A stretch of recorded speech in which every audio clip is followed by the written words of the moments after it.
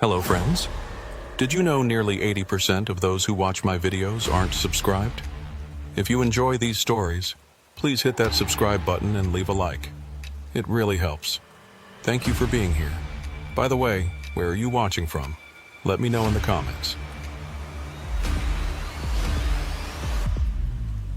For 11 years, I've been hauling cargo along the Pacific coast. At 23, I left college because I couldn't succeed there. Then, while searching for a job where I could think without having to talk to too many people, I started. Big trucks suited me. Solitude suited me.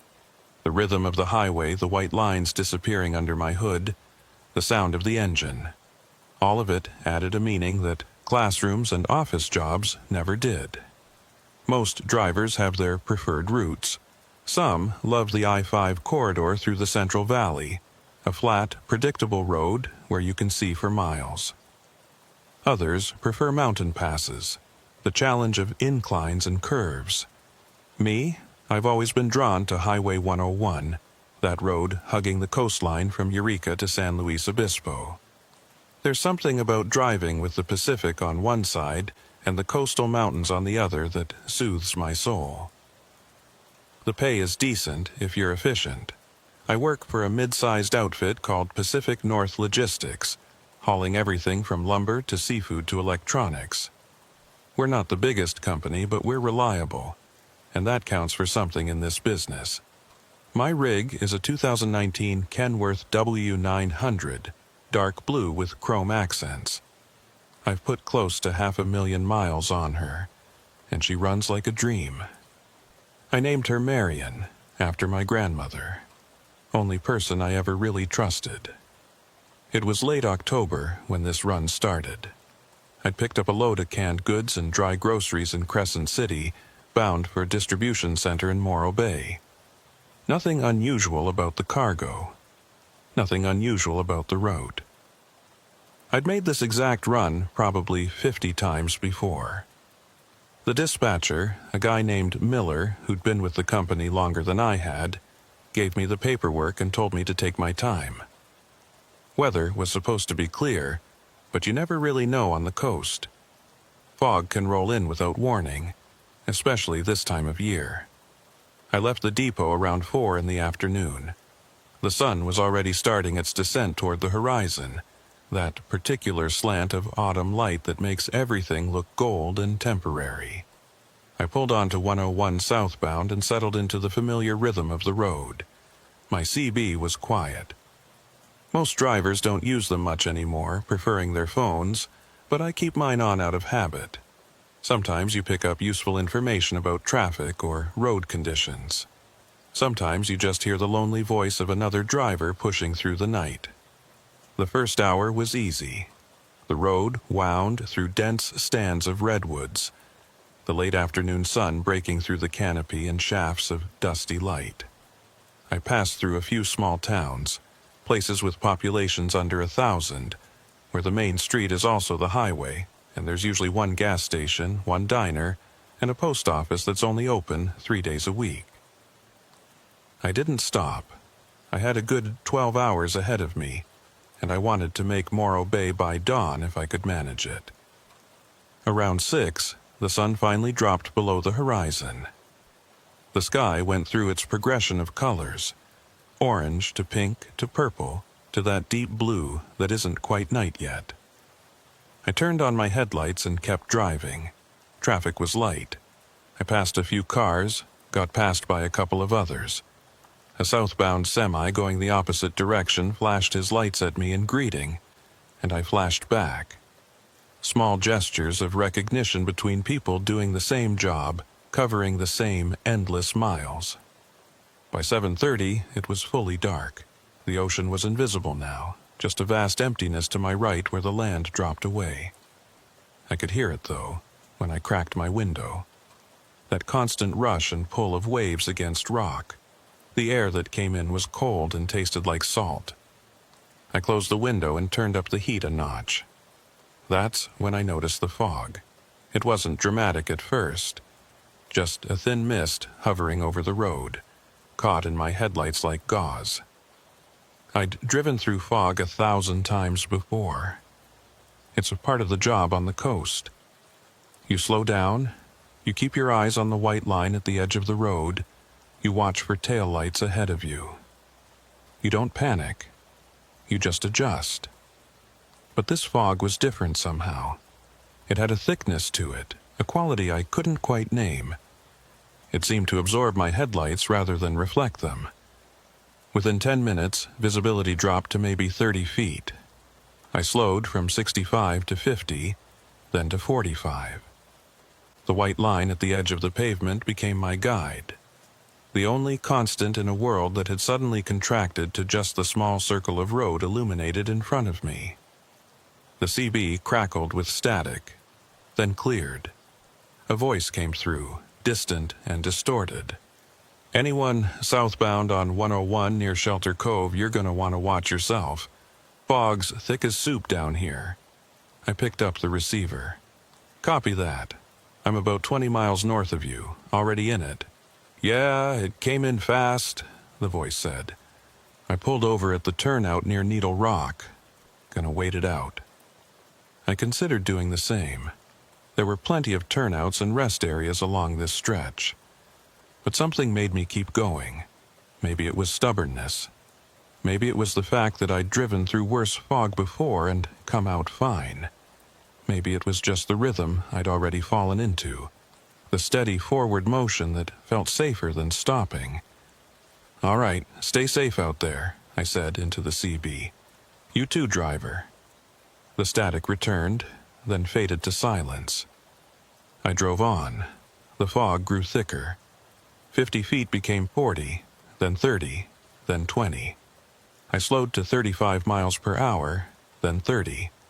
My high beams were useless, just bouncing the light back at me. So I switched to low beams. That helped a little. The white line kept me anchored, kept me moving forward in a straight line, even when I couldn't see anything else. Time started to feel strange. I glanced at the clock on my dashboard. 8:47 p.m. I looked at the odometer, trying to calculate how far I'd come, but the numbers swam in front of my eyes. I rubbed my face, blinked hard. I wasn't tired. I'd had coffee before leaving and felt alert, but there was something disorienting about the fog, the way it erased everything beyond my immediate surroundings. That's when I saw the first sign. It appeared suddenly in my headlights, a green reflective rectangle on the right side of the road. I couldn't read it at first, the fog obscuring the letters. I slowed even more, creeping forward until the words resolved. Ocean Viewpoint, 2 miles. I knew this sign. I'd passed it dozens of times.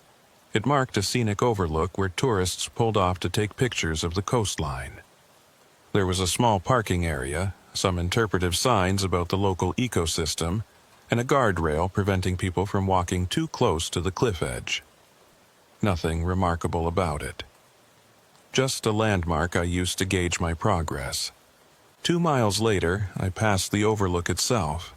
I could barely see it through the fog, just the dark shapes of the guardrail and a single light pole casting a weak yellow glow. The parking area was empty. No cars, no people, just fog and darkness, and the sound of the ocean somewhere below. I kept driving. 5 minutes passed, maybe 10. It was hard to judge time in the fog. Everything had a sameness to it, each moment bleeding into the next. The white line, the pavement, the wall of gray pressing in from all sides. Then I saw another sign. Ocean Viewpoint, 2 miles. I frowned. That didn't make sense. I'd just passed the overlook. Had I misread the first sign? Had it said something else? I slowed down, squinting at the sign as I crept past it. No, it definitely said Ocean Viewpoint, 2 miles ahead. A small knot formed in my stomach. I checked my GPS. The screen showed me as a blue dot on Highway 101, moving steadily south. According to the GPS, I was about 8 miles past the Ocean Viewpoint overlook. But the sign said otherwise. I rubbed my eyes again. Maybe I was more tired than I thought. Maybe the fog was playing tricks on me. I decided to pay closer attention when I reached the overlook to make sure I actually saw it this time. 2 miles later, there it was. The same guardrail, the same light pole with its weak yellow glow, the same empty parking area, everything identical to what I'd seen before. I pulled into the parking area and stopped. The engine idled, a low rumble that was comforting in its familiarity. I put the rig in park and sat there for a moment, trying to make sense of what was happening. The GPS still showed me 8 miles past this location, but I was clearly here, in the parking area surrounded by fog. I could see the interpretive signs near the guardrail, their text obscured by moisture and poor lighting. I could hear the ocean, louder now, the waves crashing against rocks somewhere below. I grabbed my flashlight from the door pocket and stepped out of the cab. The cold hit me immediately, seeping through my jacket. The fog was so thick I could barely see the front of my truck. I walked toward the guardrail, my boots crunching on gravel. The flashlight beam cut through the fog in a weak cone, showing me a few feet at a time. I reached the guardrail and stopped. Beyond it, there was nothing. Just fog and darkness, and the sound of water. I couldn't see the ocean, couldn't see the rocks, couldn't see anything. It was like standing at the edge of the world. Something moved in my peripheral vision. I swung the flashlight toward it, but there was nothing there. Just fog. But I could have sworn I saw something, a shape or a shadow, darker than the surrounding gray.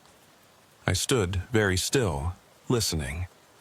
Over the sound of the waves, I thought I heard something else. Footsteps, maybe. Or something dragging across gravel. "Hello?" I called out. My voice sounded flat and strange, absorbed by the fog. No response. I waited another minute, then walked back to my truck. I climbed into the cab and locked the doors, which I almost never do. Something about this place felt wrong. I couldn't explain it. Couldn't put my finger on exactly what was bothering me, but every instinct I had was telling me to leave. I put Marion in gear and pulled back onto the highway. The fog seemed even thicker now. I could barely see 10 feet in front of me. I crept along at 20 miles per hour, following the white line, watching for any other vehicles. There were none. The road was completely empty. My CB crackled. I picked up the receiver, expecting to hear the voice from earlier, the driver who'd pulled over near Needle Rock. Instead, there was just static. I tried adjusting the squelch, but the static persisted, rising and falling in waves that almost sounded like breathing. I turned the CB off. The silence that followed was worse. Just the sound of my engine and tires on pavement and my own breathing. I turned on the radio, scanning through stations. Most were nothing but static. Finally, I found one playing music, some late-night jazz program. The saxophone was a comfort, proof that there was still a world beyond this fog, beyond this isolated stretch of highway. I checked the clock, 9:23 p.m. I checked it again a moment later, 9:23 p.m. The second hand was moving, but the minute hand seemed frozen. I tapped the clock face with my finger. It was working fine. I must have just checked it too quickly, not given it time to change. I forced myself to look away, to focus on the road. When I looked back, it said 9:23 p.m. I've heard other drivers talk about highway hypnosis. That state you get into on long, empty stretches of road where your mind drifts and time compresses. You snap back to awareness and realize you've driven 20 miles without really seeing any of it. Your body was on autopilot, handling the truck while your consciousness went somewhere else. This wasn't that. I was completely alert, completely aware of every detail.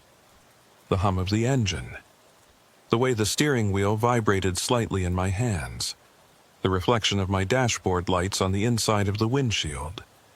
I wasn't zoning out. but time itself seemed to have become unstable, elastic, refusing to move forward at its normal pace.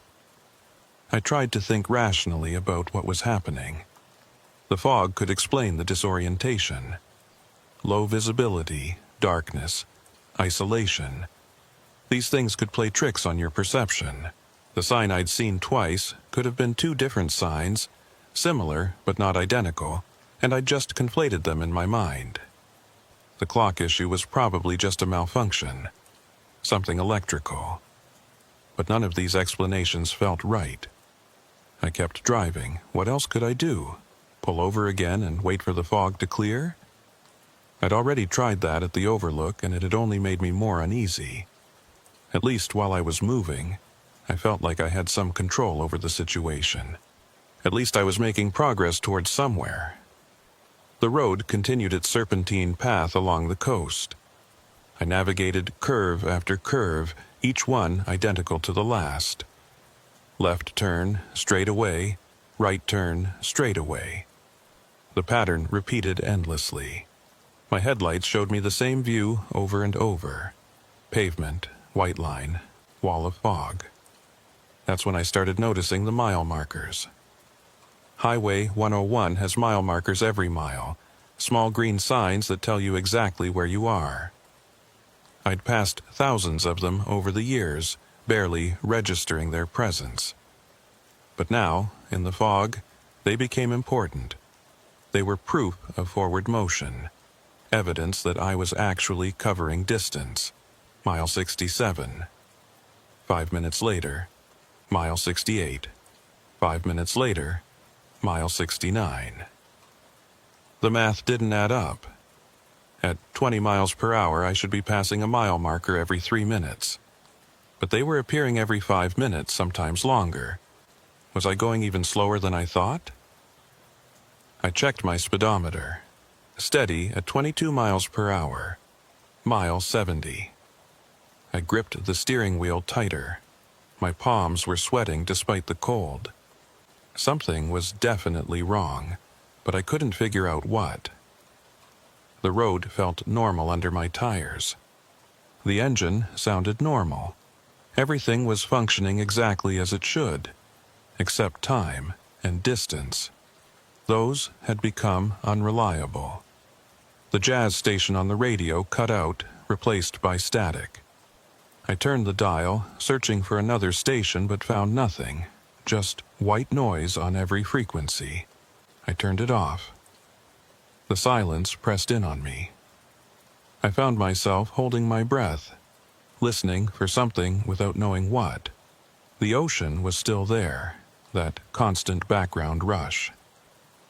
But there seemed to be other sounds, too, just at the edge of hearing. A rhythmic thumping that might have been my heartbeat, or might have been something else.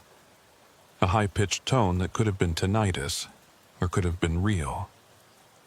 Mile 71. I tried my phone. No signal. That wasn't unusual out here. There were plenty of dead zones along the coast. But it felt significant somehow, being completely cut off. No CB, no radio, no phone. Just me and Marion in this endless fog. I passed another sign. Mendocino. 47 miles. I knew Mendocino. A coastal town, population less than 1,000, known for its Victorian architecture and art galleries. A popular tourist destination. I'd driven through it many times, usually stopping for coffee at a place on Main Street that opened early. 47 miles at my current speed meant I'd be there in about 2 hours. I could stop there, wait for the fog to clear, maybe get some sleep. The thought was comforting. A destination, a goal, something to aim for. I drove on. The curves in the road seemed to tighten. I downshifted, taking them slower, feeling Marion lean slightly as we navigated each turn. My hands were cramping from gripping the wheel so hard. I flexed my fingers, tried to relax, but I couldn't shake the feeling that I needed to be ready for something, that at any moment I might need to react quickly. That's when I saw the light. It was far ahead, or at least it seemed far ahead in the fog. A single point of light, yellowish white, stationary. My first thought was another vehicle, maybe stopped on the shoulder, but as I got closer I realized it was too high off the ground to be car headlights. And it wasn't moving. I slowed even more, approaching cautiously. The light resolved into a lamppost, the kind you see in small town centers or outside old motels. It stood alone on the right side of the road, illuminating nothing but fog. There was no building nearby, no driveway, no reason for a light to be there. I stopped next to it and looked up through my windshield. The lamp cast a circle of weak light that extended maybe 10 feet in all directions before being swallowed by darkness. Moths or some other insects swarmed around it, their shadows flickering across the pavement. I started to pull away, but something made me stop. I looked at the base of the lamppost. There was something there, a dark shape that didn't belong. I put Marion in park and grabbed my flashlight. The cold hit me again when I opened the door. It seemed colder now than it had been at the Overlook, the kind of damp cold that seeps into your bones. I walked to the lamppost, my flashlight beam joining its yellowed light. At the base of the post was a boot. Just one, a work boot, brown leather, well worn. Size looked like maybe a 10 or 11. It was lying on its side, laces still tied, as if someone had just stepped out of it and walked away. I looked around, shining my flashlight in all directions. The fog swallowed the beam within feet. There was no sign of the boot's owner, no other shoe, no footprints in the gravel beside the road. Just this one boot, sitting there for no reason I could understand. I should have left it. I should have gotten back in my truck and kept driving. But something made me pick it up. It was heavier than I expected, as if there was still a foot in it. But when I looked inside, it was empty, just a boot. I set it back down exactly where I'd found it and walked quickly back to Marion. My hands were shaking as I climbed into the cab. I locked the doors again, started driving. Mile 72. The lamppost disappeared behind me. I kept checking my mirrors, half expecting to see it reappear somehow, but there was only fog and darkness. I tried to think about what the boot meant. Someone had lost it, obviously. Maybe a hitchhiker who'd stopped to rest and hadn't tied it properly. Maybe someone from a road crew who'd left it behind accidentally. There were innocent explanations. But why was it so heavy? Why did it feel like there was still weight in it? I pushed the thought away. The road descended slightly and I could sense rather than see the ocean getting closer. The sound of waves grew louder, more immediate. I was probably only 100 feet or so above sea level now, maybe less. The fog seemed to carry moisture from the water, tiny droplets that accumulated on my windshield between wiper swipes. Mile 73. Mile 74. Mile 75. I checked the time, 9:41 p.m. That wasn't possible. I'd been driving for hours, or at least it felt like hours. But according to the clock, only 18 minutes had passed since I'd left the Overlook. Unless I'd misread it earlier. Unless my memory was playing tricks on me. I tried to remember exactly what time I'd left Crescent City. 4 o'clock, I was sure of that. The dispatcher had noted it on the paperwork. 4 p.m. departure. That meant I should be somewhere around 11 p.m. now, maybe midnight. But the clock said 9:41 p.m. I grabbed my phone again, checked the time on it. The screen was dark. Dead battery? No, it had been at 60% when I'd checked it earlier. I tried turning it on, nothing. Just a black screen. The GPS was still working, though. The blue dot that represented me continued moving along the representation of Highway 101. According to the GPS, I was approaching mile marker 89, still about 30 miles from Mendocino. But the mile marker I'd just passed said 75. I pulled over again. I had to stop, had to think this through. The shoulder was narrow, barely wide enough for Marion, but I managed to get most of the truck off the road. I put on my hazard lights even though I hadn't seen another vehicle in what felt like hours. I sat there, engine idling, trying to make sense of the contradictions. The GPS said one thing, the mile markers said another. My truck's clock seemed frozen. My phone was dead. Time and distance had become unreliable, measured differently by different instruments. There had to be a logical explanation. Equipment malfunction. Multiple equipment malfunctions. The fog was interfering with signals somehow. GPS satellites, cell towers, even the simple mechanism of my dashboard clock, all affected by some kind of atmospheric phenomenon. But I'd driven through fog dozens of times, hundreds of times. I'd never experienced anything like this. I looked out at the fog surrounding me. It seemed alive somehow, breathing, pulsing. The way it moved in my headlights wasn't quite natural. It didn't just drift or flow. It seemed to have intention, pressing against my truck like something trying to get in. My CB crackled to life. I jumped, my heart hammering. I turned it off earlier, I was sure of it. But now it was on, filled with static that rose and fell in rhythmic waves. And underneath the static, something else, a voice maybe, or voices. Too distorted to make out words, but definitely human in origin. Speaking or singing or chanting something in a rhythm that made the hair on the back of my neck stand up. I reached for the CB, intending to turn it off again. But before my hand reached the dial, the static cleared for just a moment.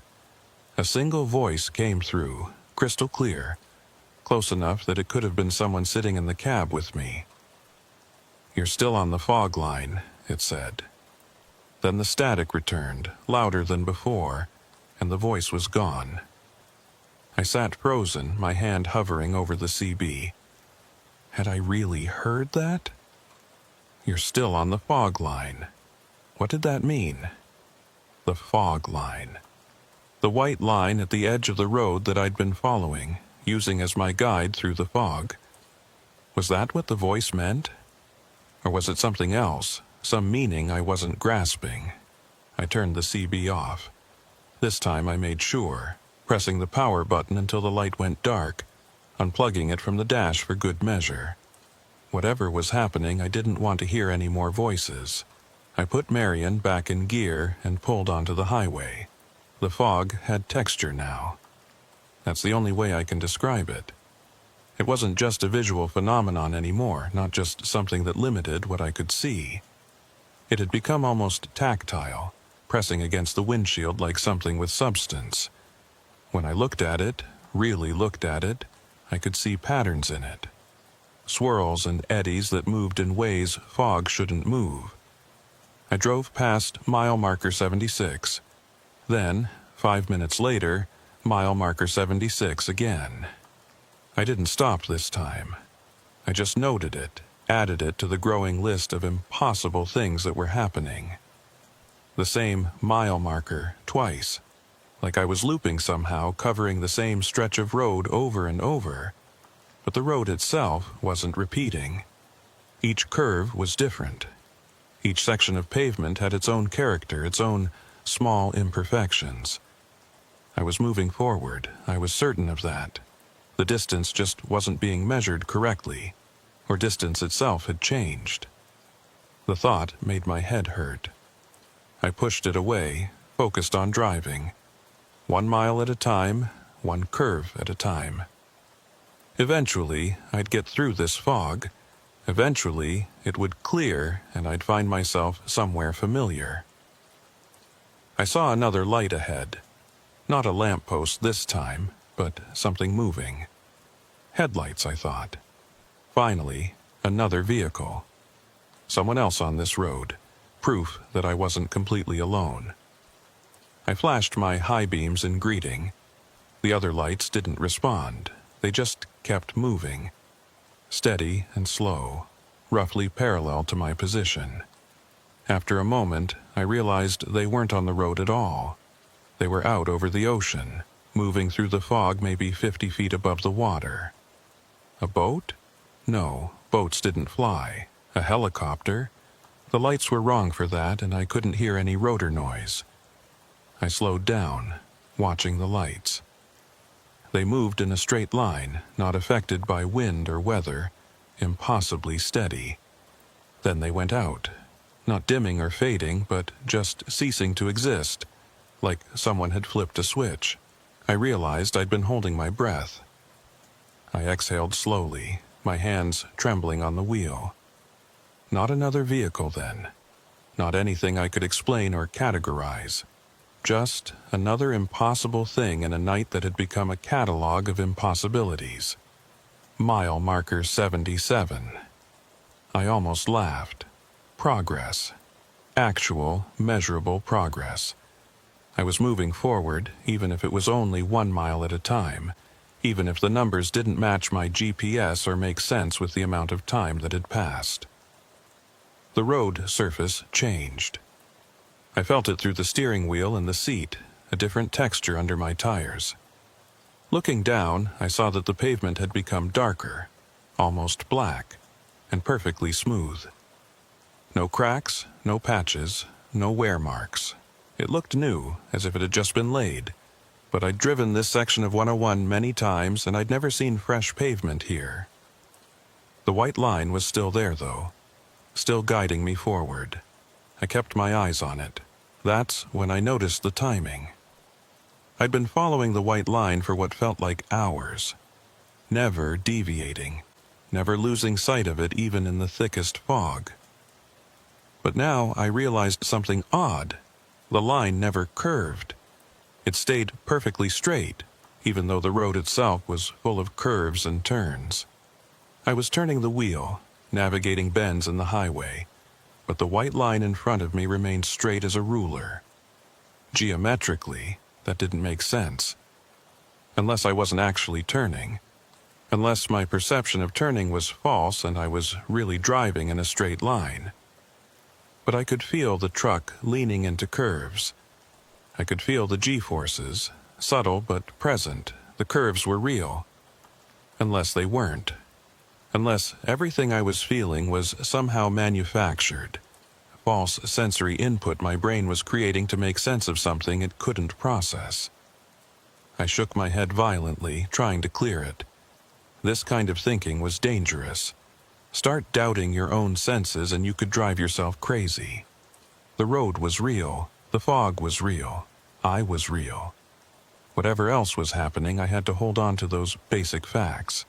Mile marker 78, then mile marker 78 again, then mile marker 77. The numbers were going backward now. I was losing ground instead of gaining it. Or the markers themselves were lying, scrambled by the same force that had scrambled everything else. I checked my fuel gauge. 3/4 full. I'd started with a full tank, so that meant I'd used only 1/4 of it. At my average fuel consumption, that meant I'd driven maybe 150 miles. But according to my GPS, I'd barely moved 20 miles from the overlook. And according to the mile markers, I was oscillating between 76 and 78, going nowhere. The numbers didn't reconcile. Couldn't reconcile. I saw a sign ahead, scenic turnout, 1 mile. I didn't recognize this one. There were dozens of scenic turnouts along this stretch, and I didn't have them all memorized. But something about this sign bothered me. The font was wrong, slightly off from the standard highway department style. And the metal looked old, rusted around the edges, despite the fog's moisture which should have kept rust from forming so heavily. A mile later, or what felt like a mile, or what the odometer measured as a mile, I reached the turnout. It was larger than most, a crescent of pavement big enough for several cars. There was a single picnic table, and beyond it, a guardrail marking the cliff edge. And there was a truck. Not just any truck. A rig almost identical to Marion. Same model Kenworth, same dark blue paint, same chrome accents. It was backed into a parking spot, facing out toward the road, as if ready to leave at any moment. But there were no lights on in the cab, no engine running, just a dark, silent truck sitting in the fog. I pulled in next to it and stopped. For a long moment I just sat there, staring at the other truck. The similarity was uncanny. Not just the same model, but the same year, the same configuration.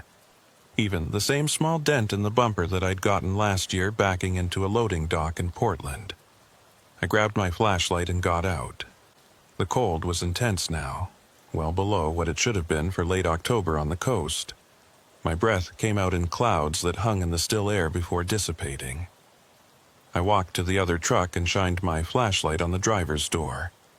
The company logo was there, Pacific North Logistics, same as mine.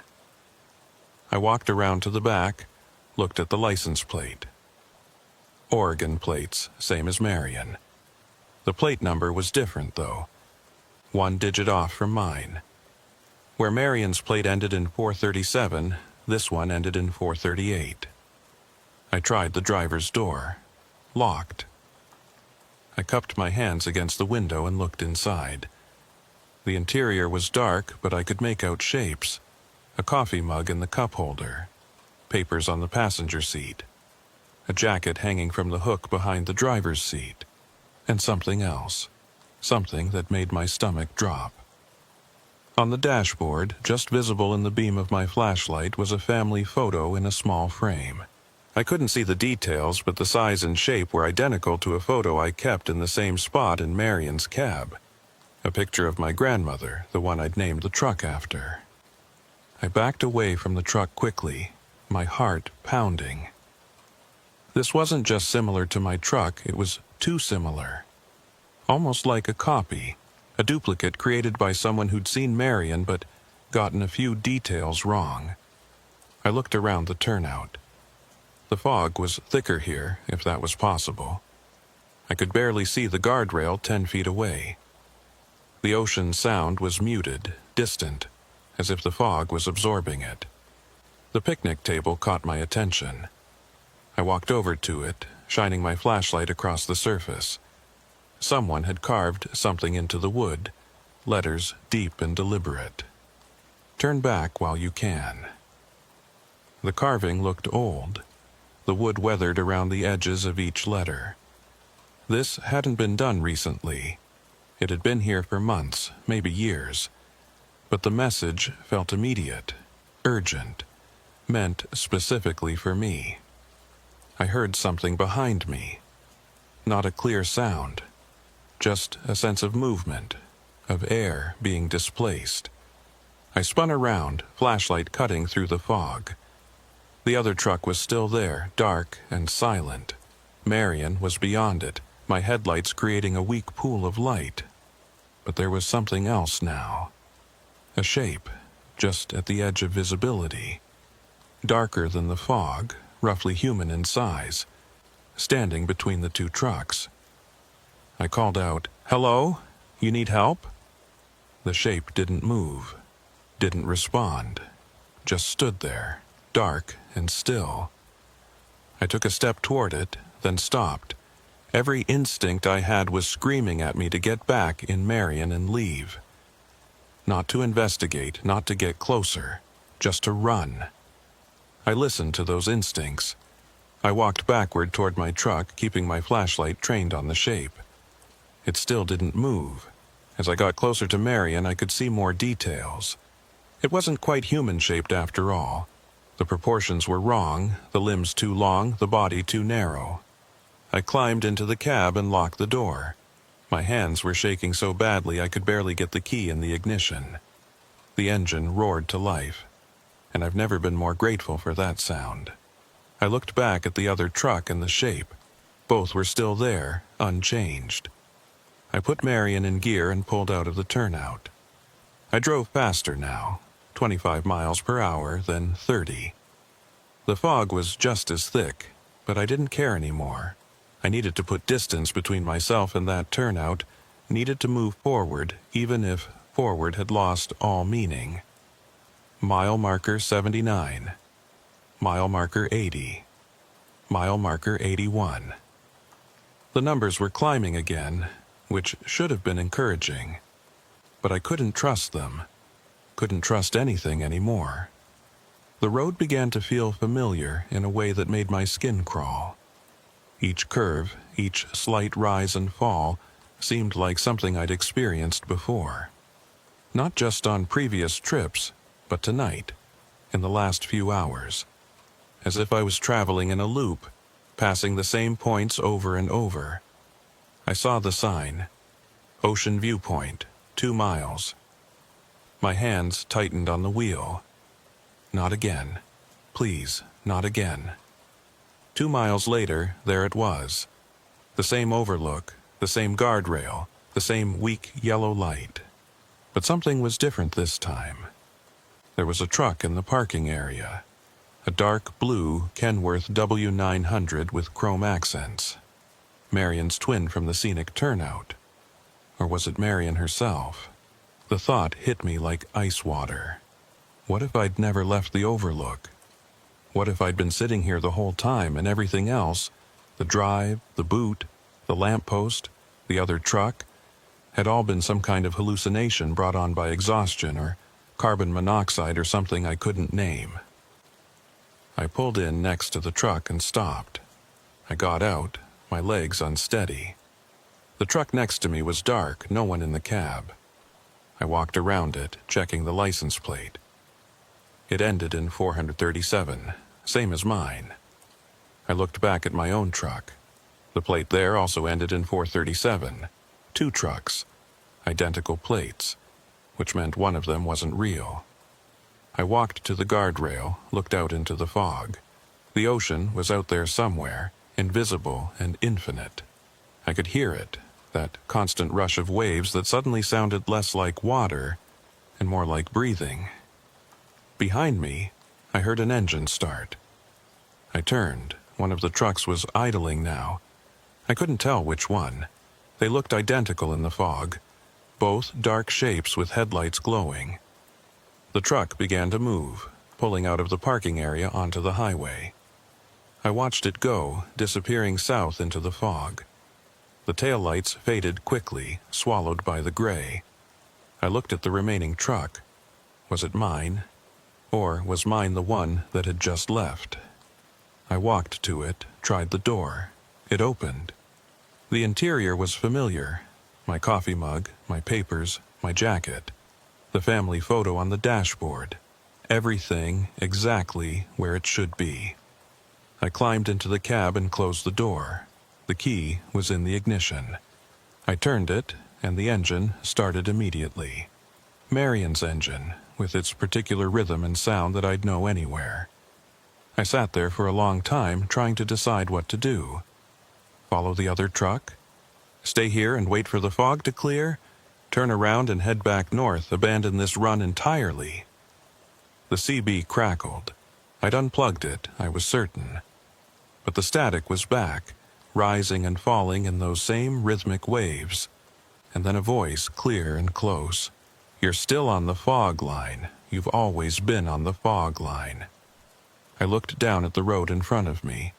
The white line stretched away into the fog, perfectly straight, perfectly consistent. The line that had guided me for hours, the line I'd followed without question, because it was the only thing I could trust. The line that might not lead anywhere at all. I put Marion in gear and pulled back onto the highway. What else could I do? Sitting still felt like giving up, like accepting something I wasn't ready to accept. As long as I kept moving, there was hope that the fog would clear, that I'd eventually reach Mendocino or some other recognizable place. Mile marker 82, mile marker 81, mile marker 80, backward again. But I was driving forward. I was certain of it. The road unspooled ahead of me, new pavement I hadn't seen before. I wasn't looping, I was moving through space, just not through distance. The clock on my dashboard still read 9:41 p.m. Hours had passed, I knew they had, but time had stopped advancing. Or I had stopped advancing through time. or time had become something else entirely, something that couldn't be measured by clocks. I saw lights ahead, not the yellow lamppost, not the flying lights over the ocean. Red lights. Taillights. A vehicle ahead of me moving slowly through the fog. Relief flooded through me. Another driver. Someone else on this road. I wasn't alone. I sped up slightly, closing the distance. The taillights grew larger, clearer. A truck, a semi from the height and spacing of the lights. Moving at maybe 20 miles per hour, following the white line just like I was. I got closer, maybe 30 feet back. Close enough to see details through the fog. The truck was a Kenworth W900. Dark blue with chrome accents. The license plate ended in 437. I was following myself. Or something was following me, using my own image as a disguise. Or the road had folded somehow, creating a loop where my own vehicle appeared ahead of me. I slowed down, letting the distance between us grow. The taillights faded back into the fog. I watched them disappear, counted to 10, then sped up again. The lights reappeared, same distance, same truck, following the same white line through the same fog. I tried turning off my headlights, thinking maybe the truck ahead would disappear if I couldn't see it. But when I flipped the switch, my dashboard went dark, my engine cut out, and Marion began to slow. I quickly turned the lights back on, and everything resumed. The truck ahead was still there. I tried the CB one more time, even though I'd unplugged it. Static filled the cab, but underneath it I could hear something new. Music. The same jazz program I'd been listening to hours ago. The saxophone solo wound through the static, clear and melancholy, and then a voice speaking over the music. The fog line run. Some drivers start it. None of them finish it. You just keep driving, keep following that white line, thinking you're making progress. But the line goes nowhere. It's just a line in the fog. The static surged, drowning out the voice. I reached for the CB to turn it off, but stopped. Because the voice had sounded familiar. Not like the other voices I'd heard tonight. This one I recognized. It had sounded like me. The road ahead curved sharply to the right. I followed it, turning the wheel, feeling Marion lean into the curve. The white line curved with me, staying at the edge of my vision, constant and reliable. Except when I came out of the curve, I was facing the opposite direction. North instead of south. The GPS confirmed it. The little blue dot had flipped, was now moving back the way I'd come. But I hadn't turned around. I'd just followed the curve in the road. The road had turned me around without me realizing it. I corrected course, making a U-turn to head south again. The GPS dot flipped back. Everything seemed normal for about 30 seconds. Then the road curved again, and again I came out facing north. I corrected again. The pattern repeated. Every curve was rotating me, spinning me around so gradually that I couldn't feel it happening. I was driving in circles, following the white line in circles. The realization should have terrified me more than it did, but I'd moved beyond terror into something else, a kind of numb acceptance. Nothing made sense. The rules of reality had been suspended. I was trapped in something that operated by logic I couldn't understand. So I kept driving, because stopping seemed worse than moving, even if the movement was pointless, even if I was going nowhere. Mile marker 76, mile marker 77, mile marker 76, mile marker 78, mile marker 76. The numbers jumped randomly now, not even pretending to follow a sequence. The mile markers themselves seemed to shift position, appearing on the left side of the road instead of the right, or in the middle of the lane, or floating above the pavement. I drove past the boot again. Still there at the base of that lone lamppost. Or maybe a different boot. There was no way to tell. I drove past the scenic turnout. The dark blue Kenworth was there. Or maybe it wasn't. The fog made it hard to be certain. I drove past the Ocean View Point overlook. Empty this time. Or maybe I was the one parked there, watching myself drive by. The boundaries between events were dissolving. Past and present and future all existing simultaneously, all accessible at once. I'd driven this road before. I was driving it now. I would drive it forever. All of those statements were true. The CB spoke. You can stop anytime. Just pull over. Step out of the truck. Walk into the fog. It's easier than you think. I didn't respond. I kept my hands on the wheel, my eyes on the white line. The voice continued. There are others out here. Drivers who made the same choice you did. To keep going instead of stopping. To follow the line instead of trusting their instincts. They're still driving too. You'll see them eventually. Or maybe you already have.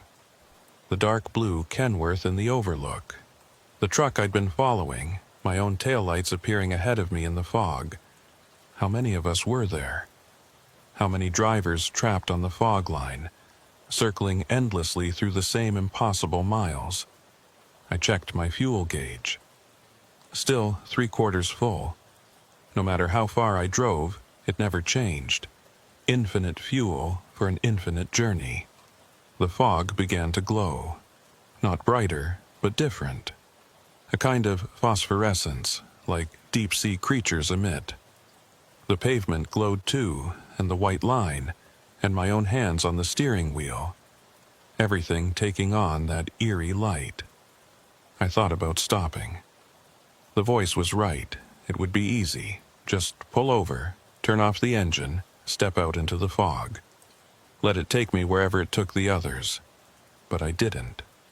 Some stubborn part of me refused to give up, refused to accept that this was all there was, that I'd spend eternity driving through fog on a highway that went nowhere. So I kept going. Mile marker 76. And that's where I still am, if am means anything anymore. If still has any meaning in a place where time doesn't move. I'm on Highway 1001 southbound, somewhere between Crescent City and Mendocino, following the white fog line through the endless gray, passing the same mile markers, seeing the same landmarks, driving the same curves over and over. The truck's clock reads 9:41 p.m. It always reads 9:41 p.m. The GPS says I'm 20 miles from where I started. The mile markers say I'm looping through a 3-mile stretch. The odometer says I've driven 8,000 miles since this began. All of those things are true. None of them matter. Sometimes I see other trucks in the fog. Dark shapes moving parallel to me, just visible at the edge of my headlights. I don't try to reach them anymore. I know what they are. Reflections, echoes, other versions of myself or other drivers who made the same mistake I did. The CB occasionally crackles with voices. Other truckers, maybe, calling out to each other across the fog. Or just the same voice repeating endlessly, offering the same advice I'll never take. Stop. Pull over. Walk into the fog. It's easier than you think. But I won't stop. I can't. Because stopping means admitting that the fog line doesn't lead anywhere, that I've been following it for nothing. As long as I keep driving, I can tell myself I'm making progress. That eventually the fog will clear, that eventually I'll see sunlight again. The truth is simpler and more terrible. I know where the fog line leads now. I've known for a while. Maybe I knew from the beginning. From the moment I decided not to pull over at the first sign of trouble. The fog line leads back to itself. A perfect circle, a loop with no exit, and I'm still driving it, following that white line through the gray, watching the mile markers flip backward and forward, listening to the voices on the CB offer advice I can't take. I'll be here tomorrow, and the day after that, and the day after that. unless tomorrow never comes, unless today never ends, unless this moment right now, my hands on the wheel, my eyes on the line, the fog pressing against my windshield, is the only moment there is, repeating forever, a single second stretched into eternity. I used to be a trucker who ran freight up and down the Pacific coast. Now I'm something else. Something that drives but never arrives. Something that moves but never changes position. Something that follows the fog line forever, because that's all there is to follow. And stopping would mean facing what I've become. So I drive, through the fog, following the line. And if you're ever on Highway 101 late at night and you see a dark blue Kenworth in your mirrors, appearing and disappearing in the fog, following the same path you're following, don't slow down. Don't pull over to check if I need help. Because I don't need help. I'm exactly where I chose to be, the moment I decided the white line was more trustworthy than my own instincts. I'm still on the fog line. I'll always be on the fog line. And the terrible thing is, I'm starting to think that's exactly where I belong. My name is Jack Briggs, and I've been hauling freight along the West Coast for the better part of 9 years. Before that, I did a stint in the Navy, 4 years on a destroyer out of San Diego. When I got out, I thought I'd miss the ocean, thought I'd need to stay close to it. Turns out, driving the coastal routes was the perfect compromise. I get to see the Pacific every day, but I sleep in my own bed most nights, not some cramped bunk with 40 other guys snoring around me. I work for a company called Cascade Freight Solutions, based out of Eugene, Oregon. We're a mid-sized operation, maybe 30 drivers total, running everything from Portland down to Los Angeles and back. The pay is steady, the equipment is well maintained, and the dispatchers actually listen when you call in with a problem. After some of the outfits I worked for when I first started, that's worth its weight in gold. My truck is a 2020 Peterbilt 579, white with green accents that match the company colors. I call her Betty, after my ex-wife. We're both stubborn. We both require constant maintenance, and we both get temperamental when we don't get enough sleep. But when things are running smooth, there's nothing better. This particular run started on a Wednesday in early November. I'd picked up a load of electronics in Portland. Laptops, monitors, peripherals, that kind of thing. All destined for a tech distributor in Santa Barbara. The manifest said the load was worth about $200,000, which meant I had to be extra careful. We carried insurance, but losing a load like that would still put a black mark on your record. The dispatcher who handed me the paperwork was a woman named Rita Holloway. She'd been with the company since before I started, knew every route and every driver by name. She looked at the weather forecast and frowned. "You might want to take I-5 instead of 101, she said. "Storm system moving in off the Pacific. Could get nasty on the coast." I considered it. I-5 was faster, straighter, easier driving. But it was also boring as hell, just endless miles of valley farmland with nothing to look at. And I'd driven through coastal storms before. Heavy rain, sure, but nothing I couldn't handle. "I'll stick with 101, I said. "I know that road like the back of my hand." Rita shrugged. "Your call, just be careful. And if it gets too bad, pull over. That load isn't worth your life." I signed the paperwork and headed out. It was just after noon. Clear skies in Portland. Temperature in the low 50s. Perfect driving weather. I merged onto I-5 southbound, planning to cut over to 101 once I got past Salem. The first hour was easy, traffic light, Betty running smooth. I switched to 101 near Corvallis and immediately felt better. The road was narrower, more winding, but it felt right. I passed through small towns with names like Waldport and Yakats, places that swelled with tourists in the summer but were quiet now in November. The ocean appeared and disappeared on my right, gray-green and restless under cloudy skies. By mid-afternoon, the weather started to change. The clouds thickened and dropped lower, turning the sky the color of slate. The wind picked up, buffeting Betty hard enough that I had to correct my steering. Rain started, light at first, then heavier, drumming on the roof of the cab in a steady rhythm.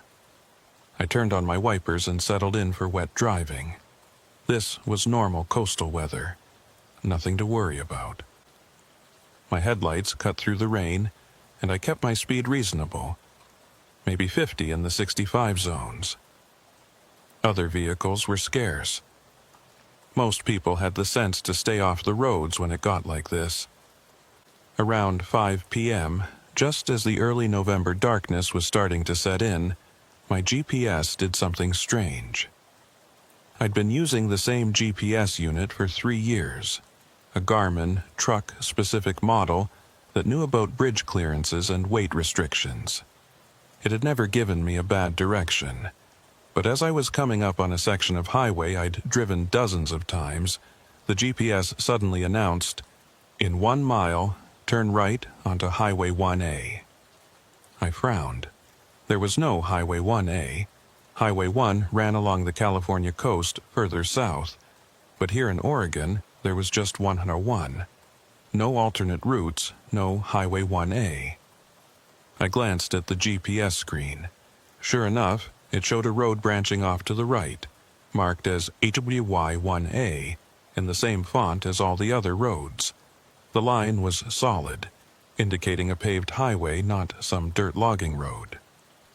"Recalculating," I said out loud, pressing the screen to cancel the direction. The GPS beeped, then gave the same instruction. "In 1 mile, turn right onto Highway 1A. This route will save you 47 minutes.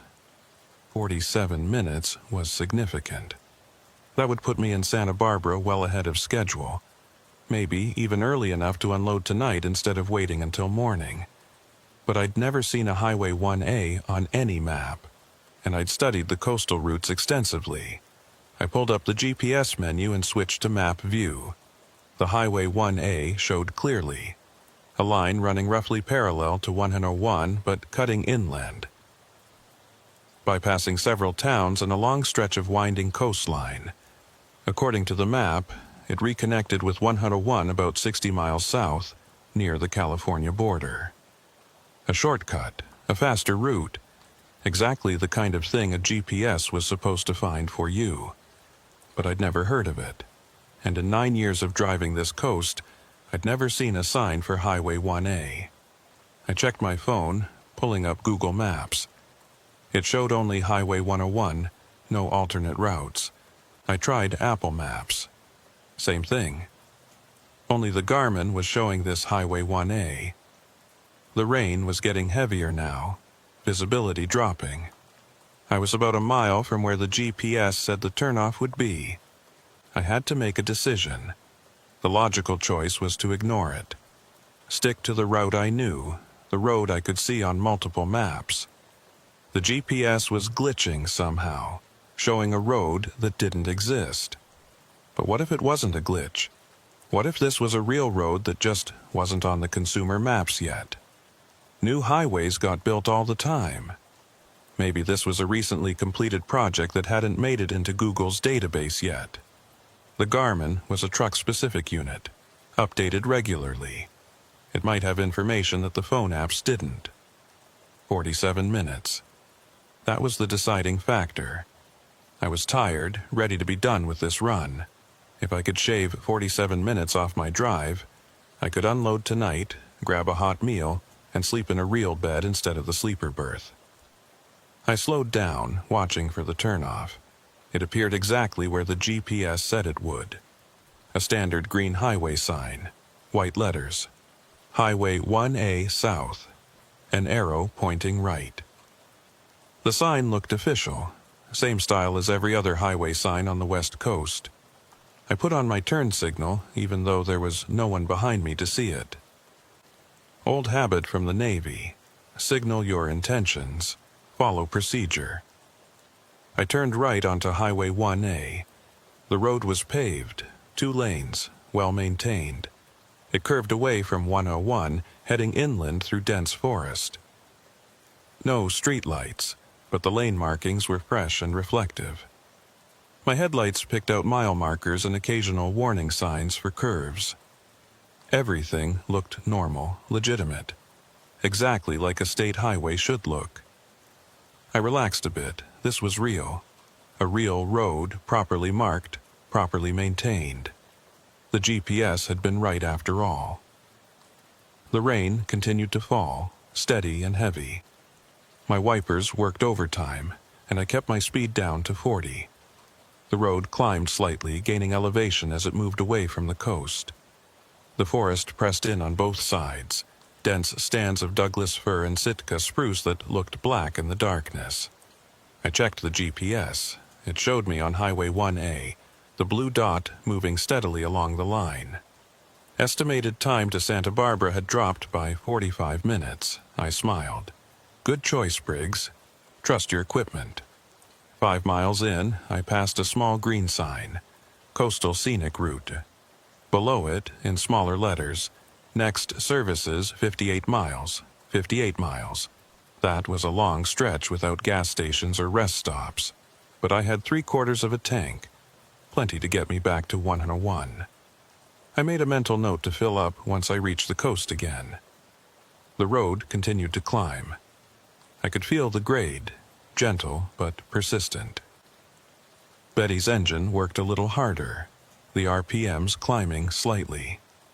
According to the GPS, I was gaining elevation, moving up into the coastal range.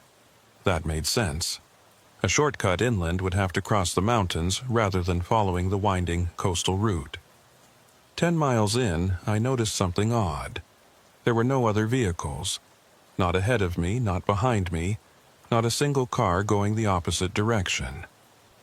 On Highway 101, even in bad weather, you'd see someone every few minutes.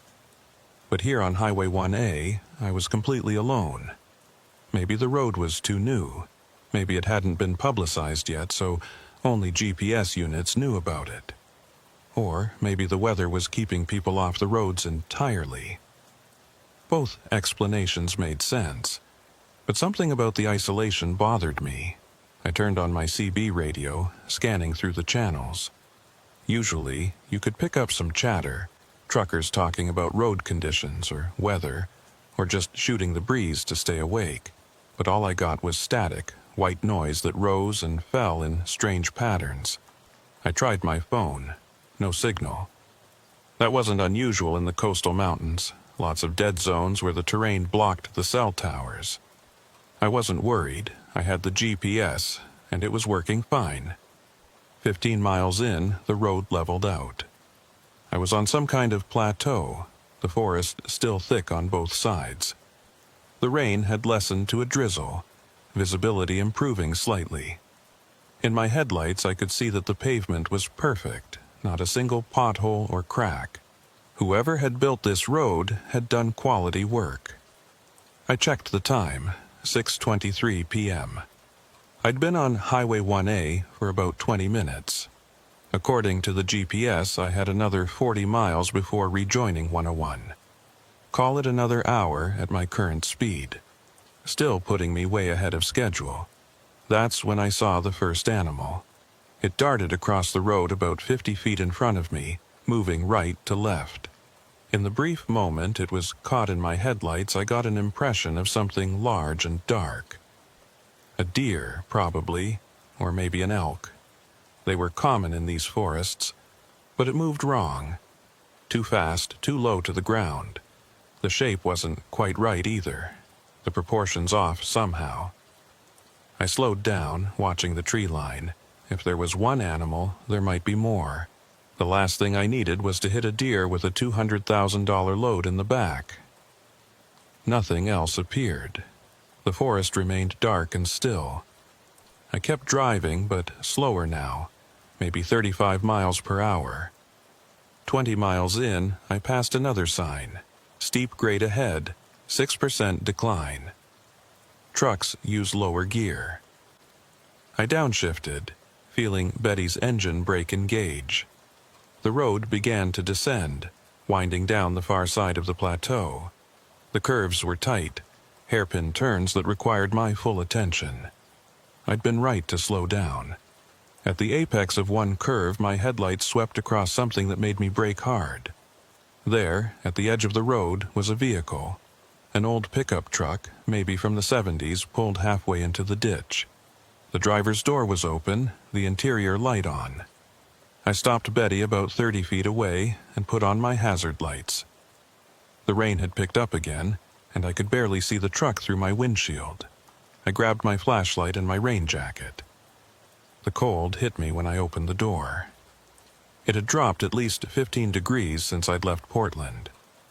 My breath came out in visible puffs. I zipped up my jacket and walked toward the pickup. It was a Ford F-150. Orange paint faded to pale peach, rust eating at the wheel wells.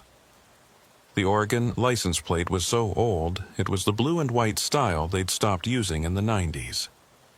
The truck looked abandoned, but the interior light suggested someone had been here recently. I shined my flashlight through the open driver's door.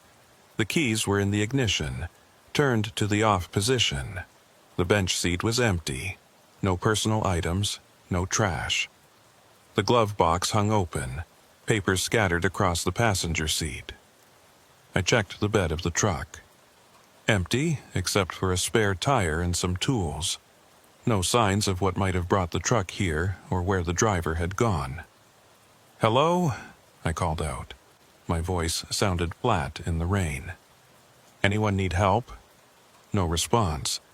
Just the sound of water dripping from the trees and the idle of Betty's engine behind me. I looked at the ground, trying to find footprints, but the rain had turned everything to mud.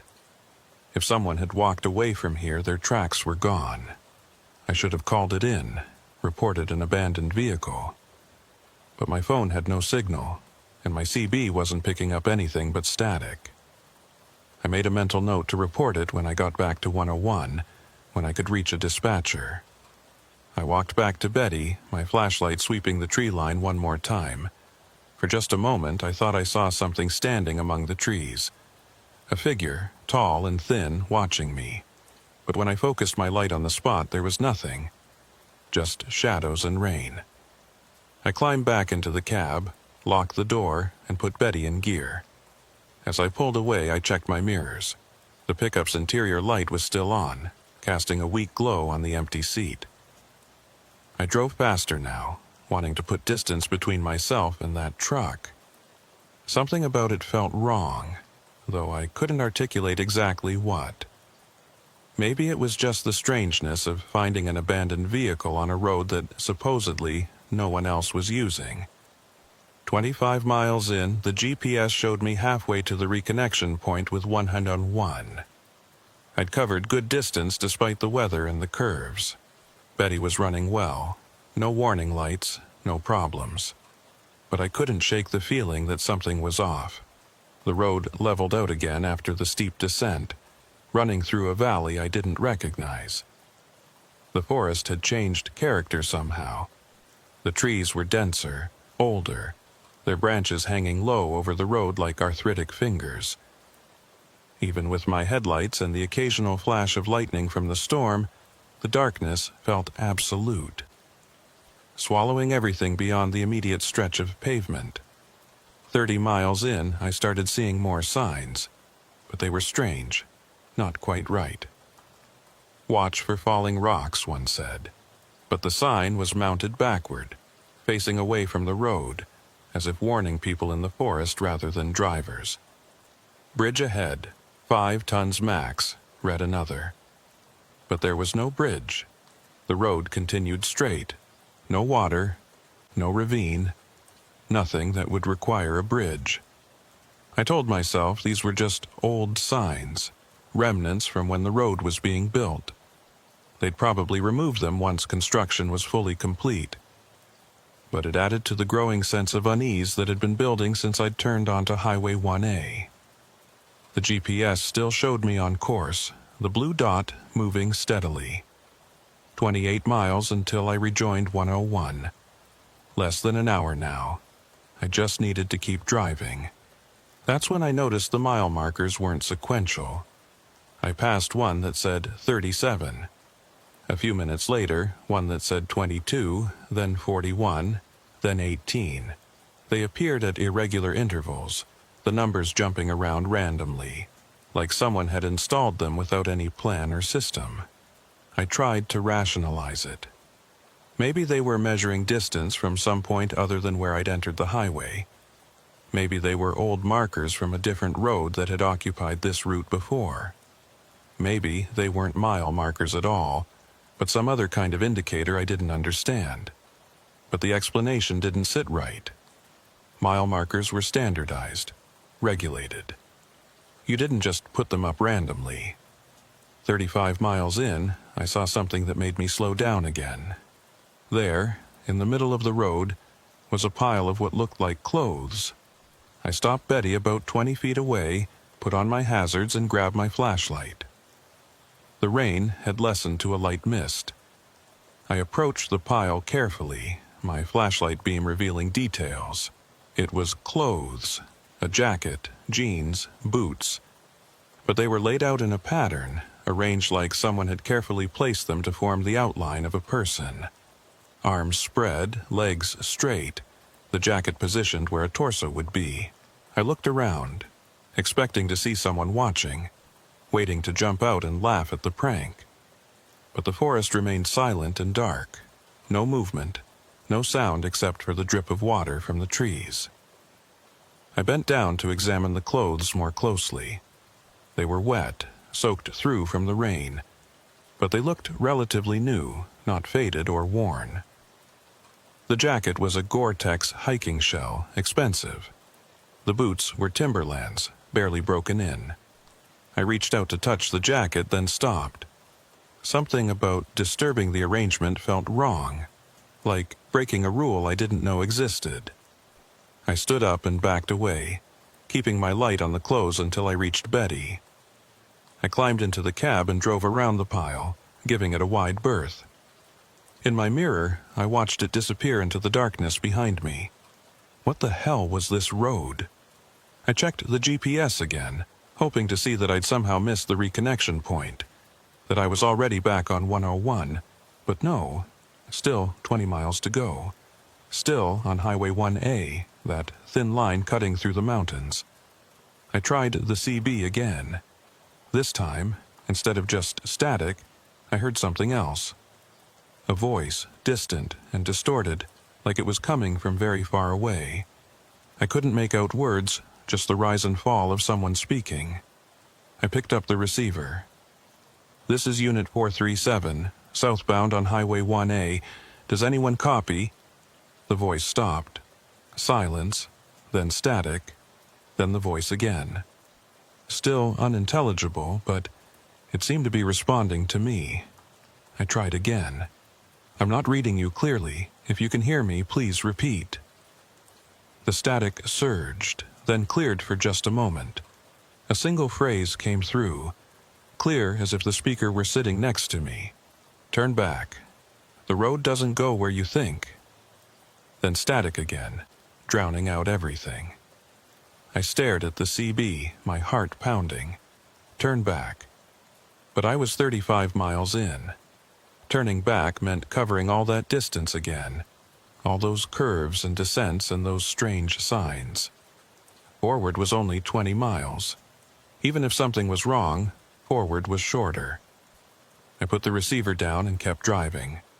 40 miles in. The GPS showed 10 miles until the reconnection point. 10 miles until I'd be back on familiar ground, back on a road I knew and trusted. The trees had started to thin out. I could see more sky now, clouds racing overhead, occasional breaks where moonlight filtered through.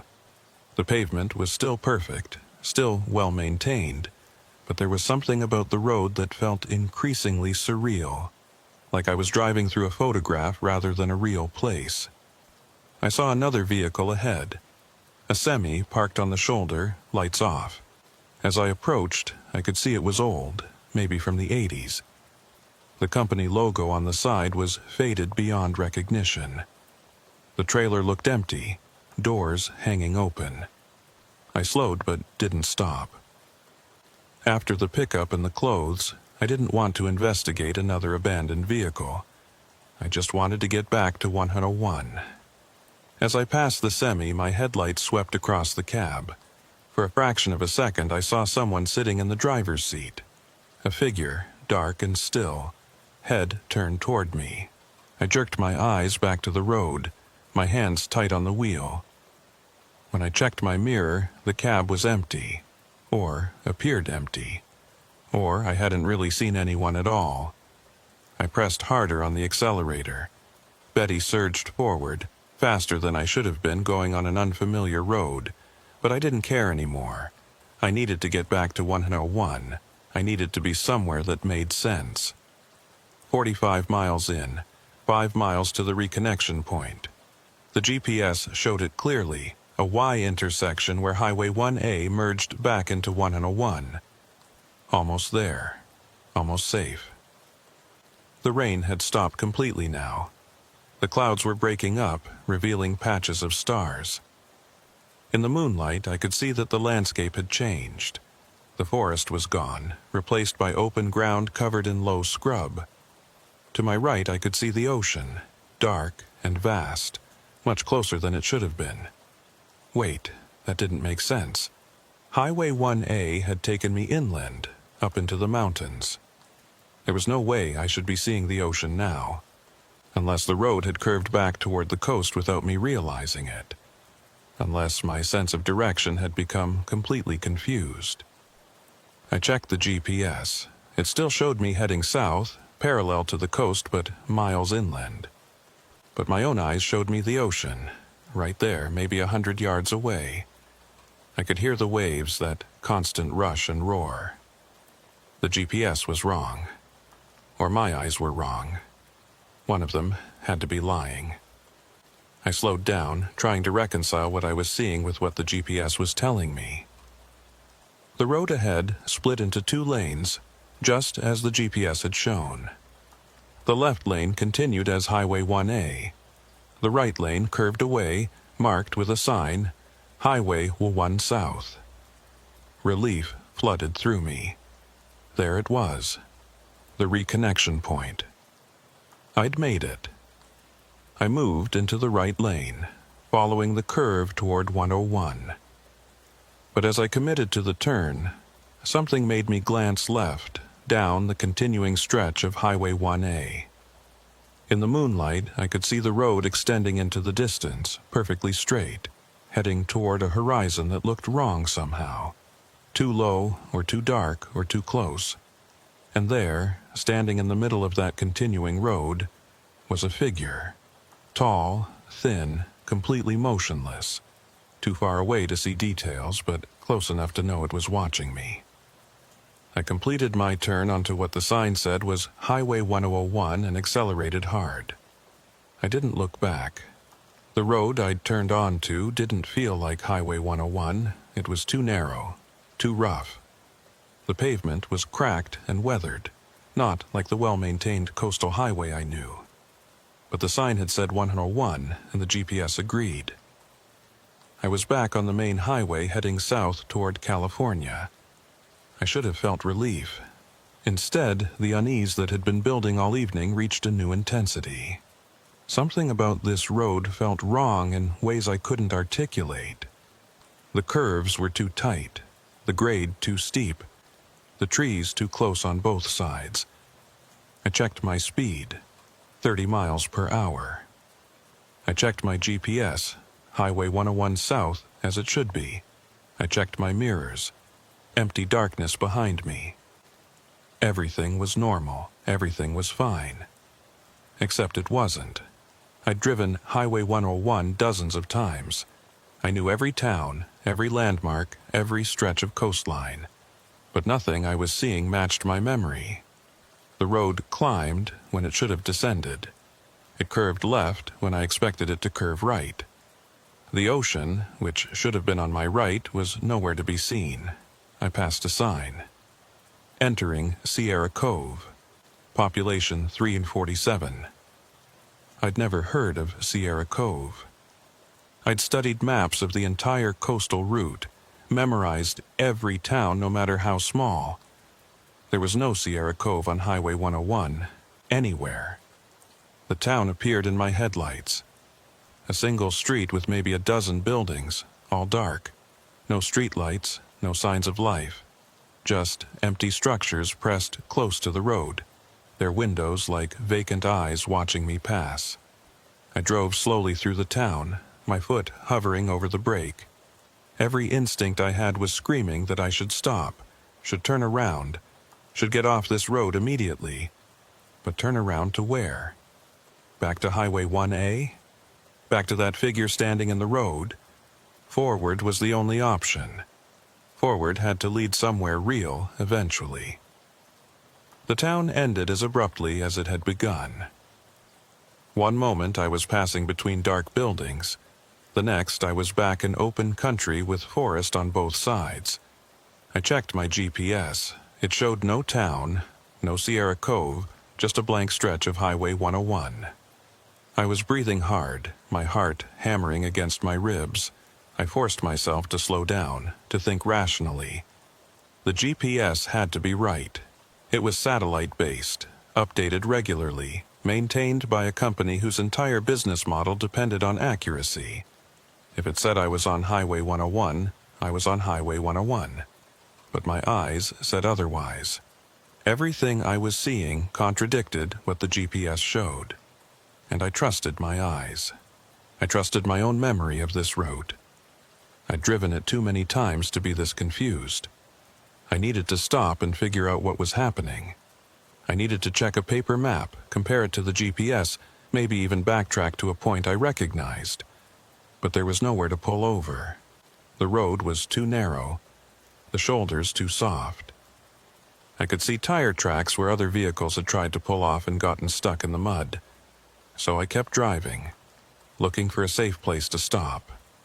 5 miles past Sierra Cove, I saw a rest area sign. Coastal Viewpoint, 1 mile. Finally, somewhere to pull over. Somewhere to collect my thoughts. The rest area appeared on schedule. A small paved lot with a single picnic table and a viewing platform. I pulled in and stopped, putting Betty in the park but leaving the engine running. I wasn't ready to shut down completely, not yet. I grabbed my atlas from the storage compartment behind the seat. It was 3 years old, but roads didn't change that much in 3 years. I flipped to the Oregon coast page and traced Highway 11 with my finger. From Crescent City south to the California border, there was no Highway 1A. No alternate route, no shortcut, no inland bypass. Just 101, following the coast, winding and slow. Exactly as I'd always known it. But I'd driven on Highway 1A. I'd seen the signs, felt the curves, passed the mile markers. It had been real as the steering wheel in my hands. I checked the GPS. It showed me on Highway 101, about 10 miles north of the California border. According to it, I'd never left the coastal highway. Highway 1A wasn't in its database, wasn't on its map. As far as the GPS was concerned, I'd been on 101 the entire time. I looked at my odometer. I'd driven 83 miles since leaving Portland. According to my usual route knowledge, I should have been much further south. The numbers didn't match. Nothing matched. I got out of the cab, needing to move, needing to feel something solid and real. The viewing platform was about 30 feet from where I'd parked. I walked to it, my flashlight cutting through the darkness. The platform overlooked what should have been the ocean. But when I reached the railing and looked out, I saw something else. A vast, empty space, too dark to be water, too still to be sky. It felt like looking over the edge of the world into nothing. I stepped back from the railing, my stomach twisting. I shined my flashlight down into the void. The beam seemed to extend forever without hitting anything, just disappearing into darkness. I heard something behind me. Footsteps on pavement, slow and deliberate. I spun around, my light sweeping across the rest area. There was nothing there. Just Betty, her engine idling, her lights cutting cones through the darkness. The picnic table, empty. The road empty. But I'd heard footsteps. I was certain of it. I walked quickly back to the truck, my light sweeping back and forth, checking every shadow. I climbed into the cab and locked the doors. My hands were shaking as I put Betty in gear. That's when I saw it. On the picnic table, something that hadn't been there before. A piece of paper held down by a rock. I should have left it. I should have driven away immediately. But I couldn't. I needed to know. I got back out, walked to the table, picked up the paper. It was a map, hand-drawn in black ink on what looked like old parchment. It showed the coastline, but distorted, stretched in some places and compressed in others. A line ran through it, labeled Highway 1A in careful script. The line didn't reconnect to Highway 101. Instead, it continued south, past the California border, past any landmark I recognized, eventually running off the edge of the map into unmarked territory. And at the bottom, in the same careful script, all shortcuts have a price. You chose speed over certainty. Now you pay the toll. I crumpled the map and threw it back on the table. This was insane. Someone was messing with me, playing some elaborate prank. But who? I hadn't seen another person in hours. Hadn't seen another vehicle except for those abandoned ones. I got back in Betty and peeled out of the rest area, tires squealing on the pavement. I needed to get back to civilization, back to somewhere with people and lights and phone signals. I needed to prove to myself that the normal world still existed. The road descended sharply. I rode the brakes hard, feeling them heat up. The curves came faster, tighter, requiring my full concentration. I couldn't think about maps or messages or figures in the road. I could only focus on not losing control, on keeping Betty on the pavement. At the bottom of the descent, the road straightened out.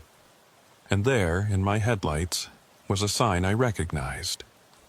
A real sign. A familiar sign.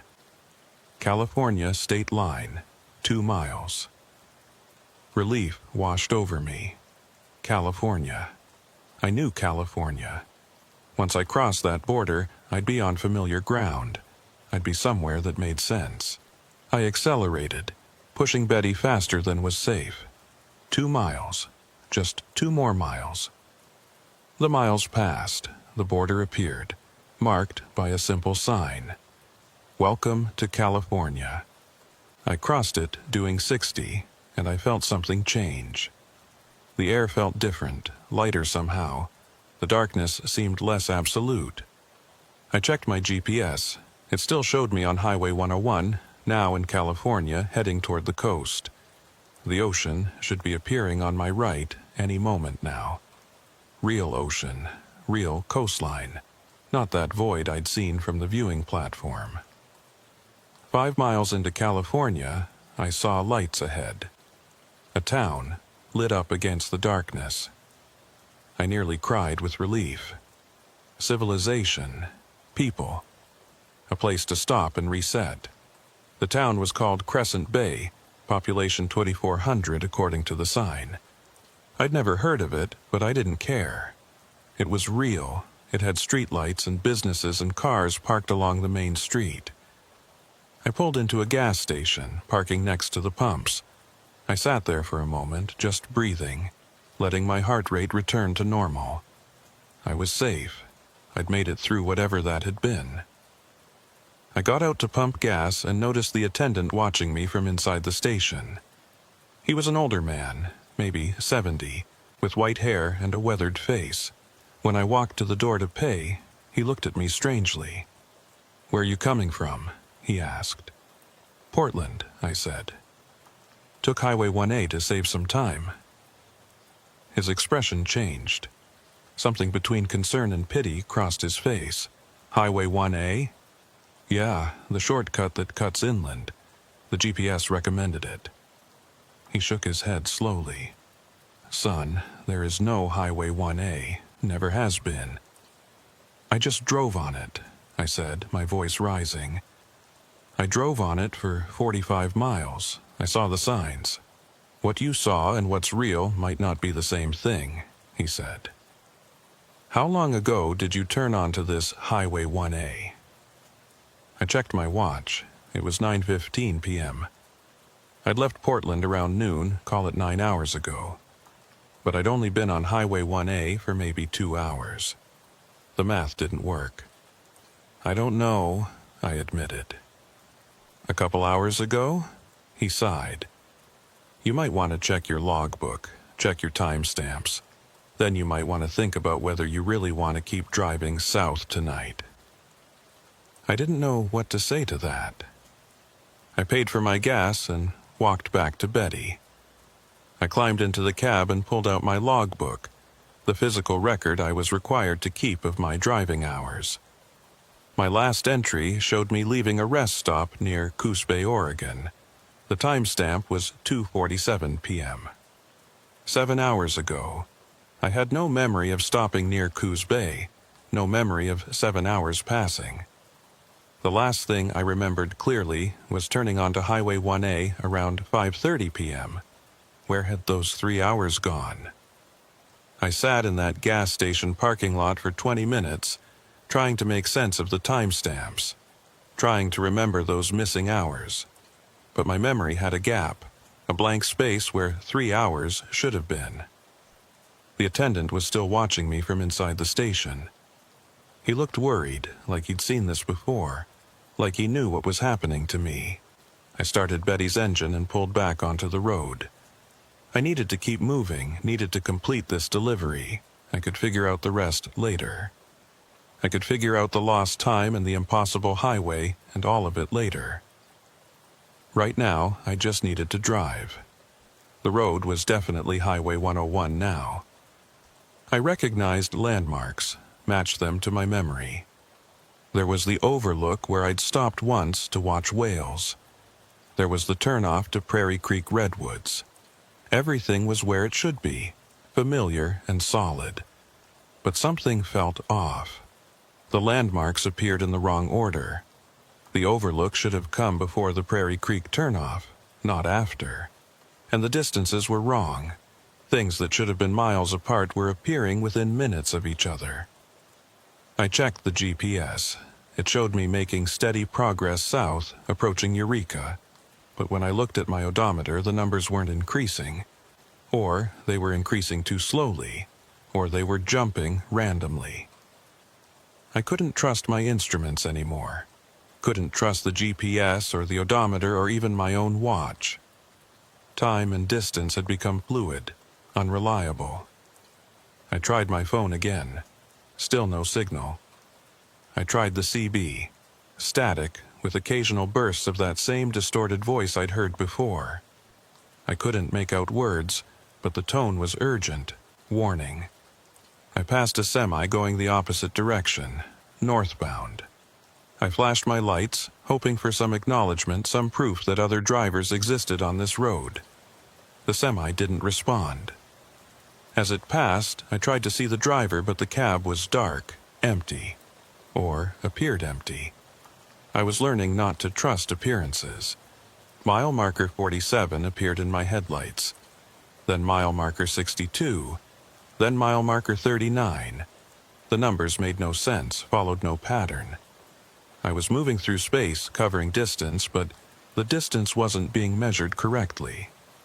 I saw the abandoned pickup again.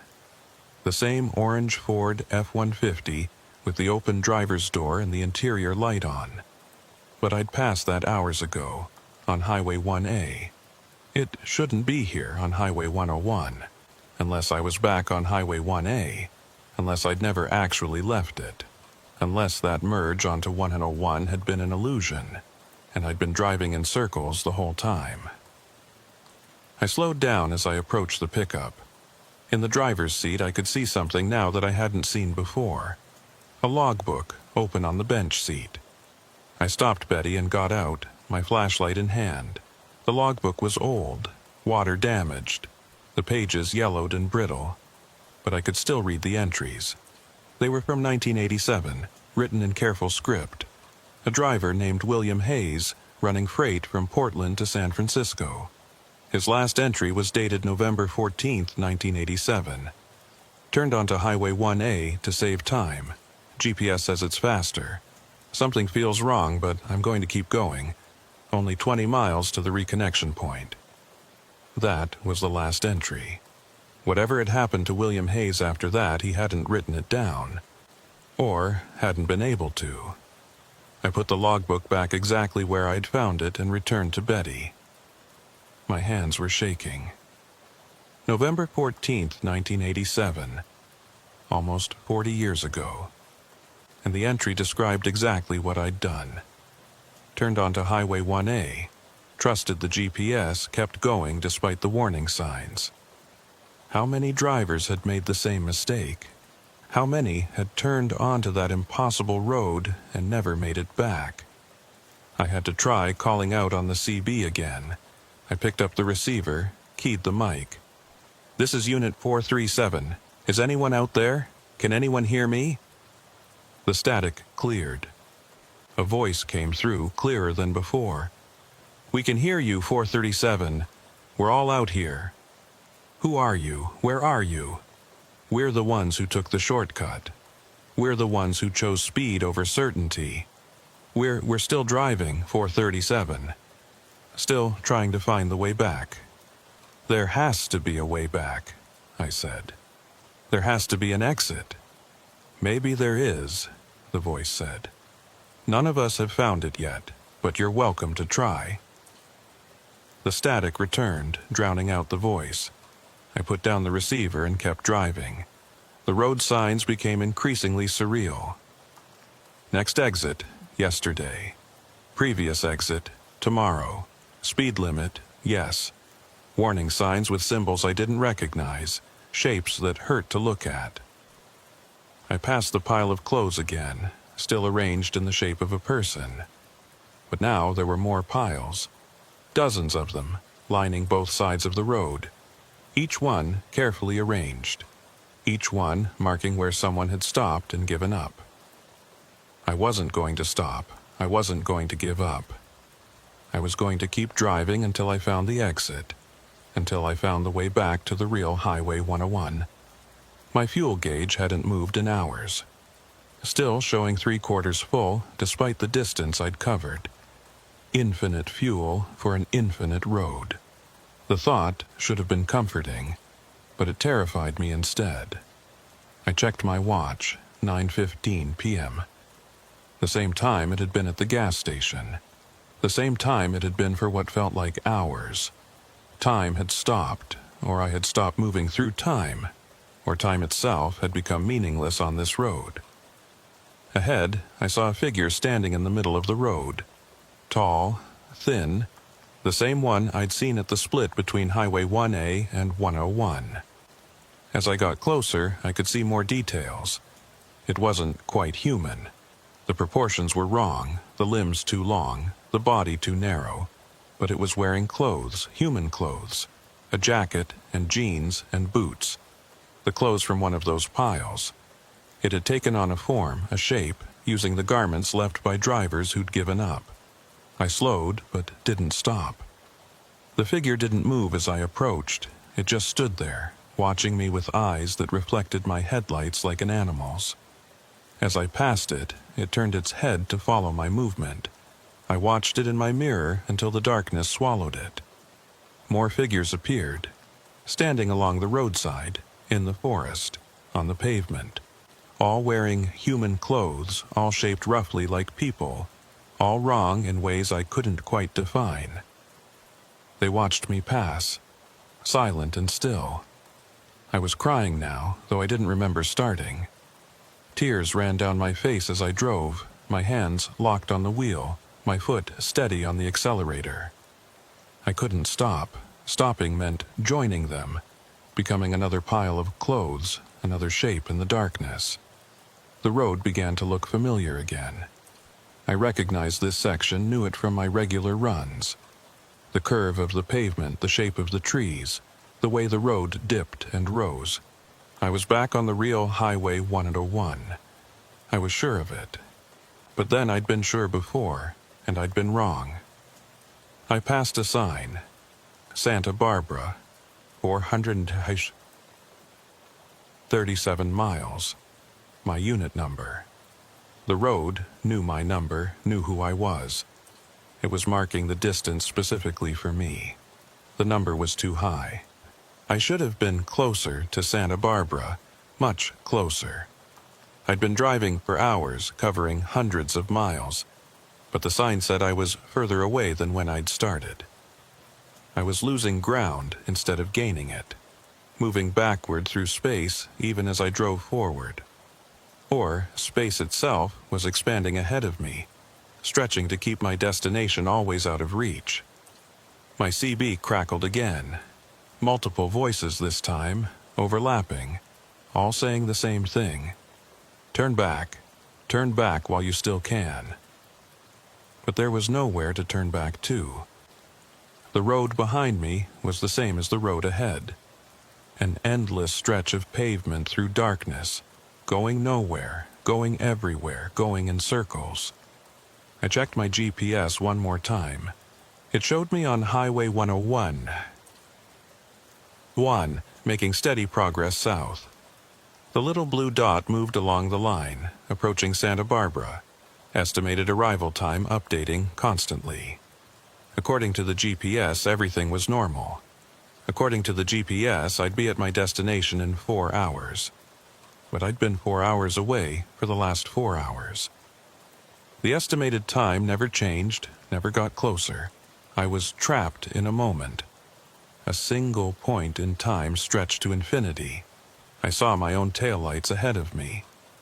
Betty's distinctive pattern, the way one light was slightly dimmer than the other. I was following myself, caught in a loop, driving in a circle that felt like a straight line.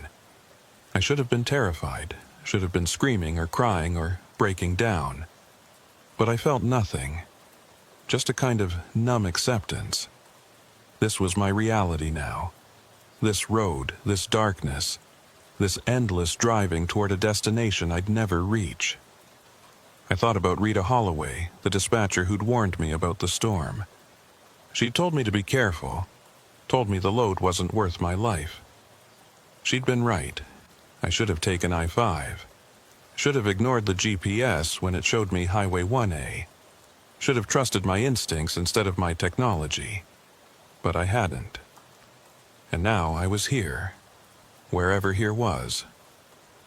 Driving through darkness on a road that didn't exist, following signs that made no sense, passing landmarks that repeated and shifted and refused to stay in one place. The figures along the road were multiplying, hundreds of them now, maybe thousands, all wearing the clothes of drivers who'd come before me, all watching as I passed, all waiting for me to join them. I won't stop. That's the decision I've made. As long as I keep moving, I'm still alive, still driving, still me.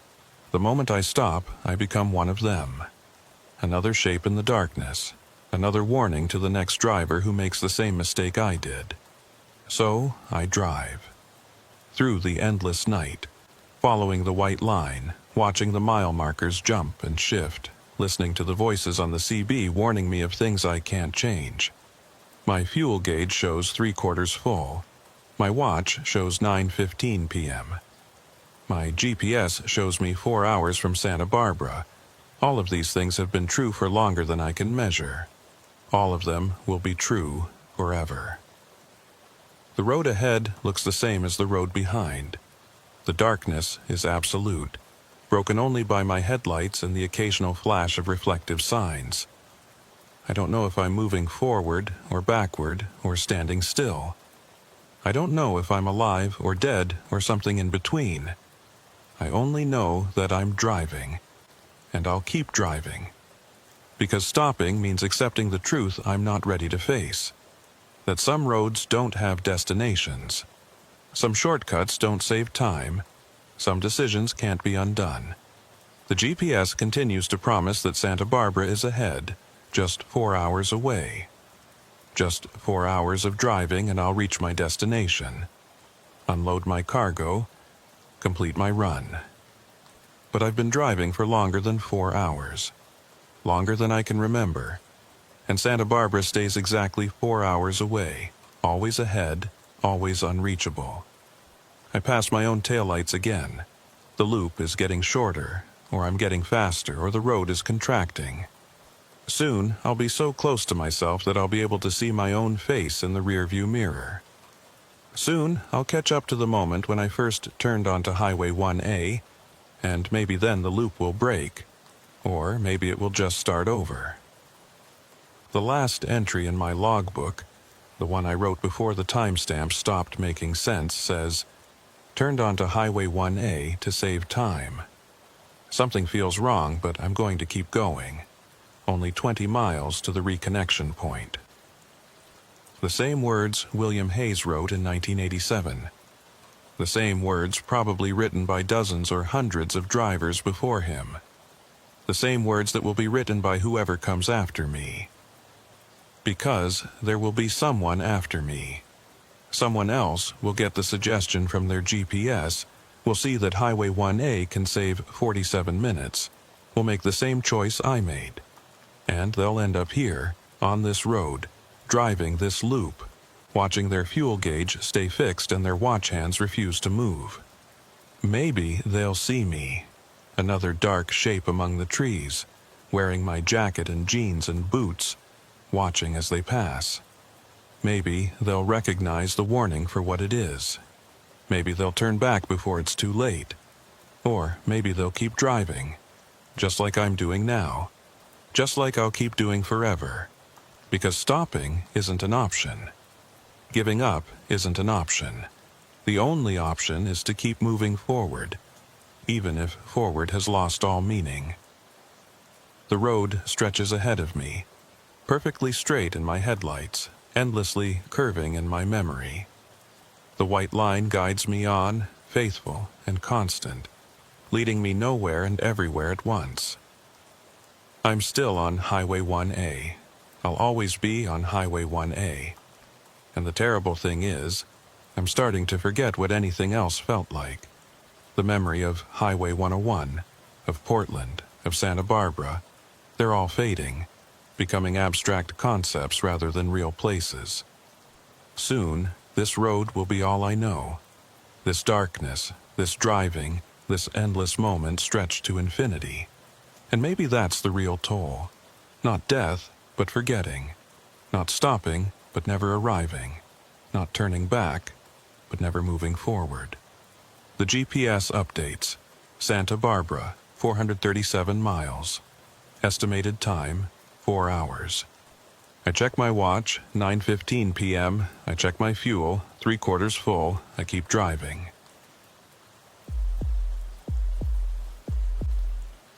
My name is Cole Garrett, and I've been hauling freight for 12 years now.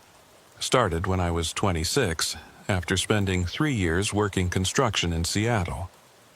The work was good, the money was decent, but I couldn't stand being in one place every day. I needed movement, needed to see different landscapes, needed the freedom that comes with the open road. Trucking gave me that. Every day was different. Every route had its own character, and I answered to no one except the dispatcher and the Department of Transportation.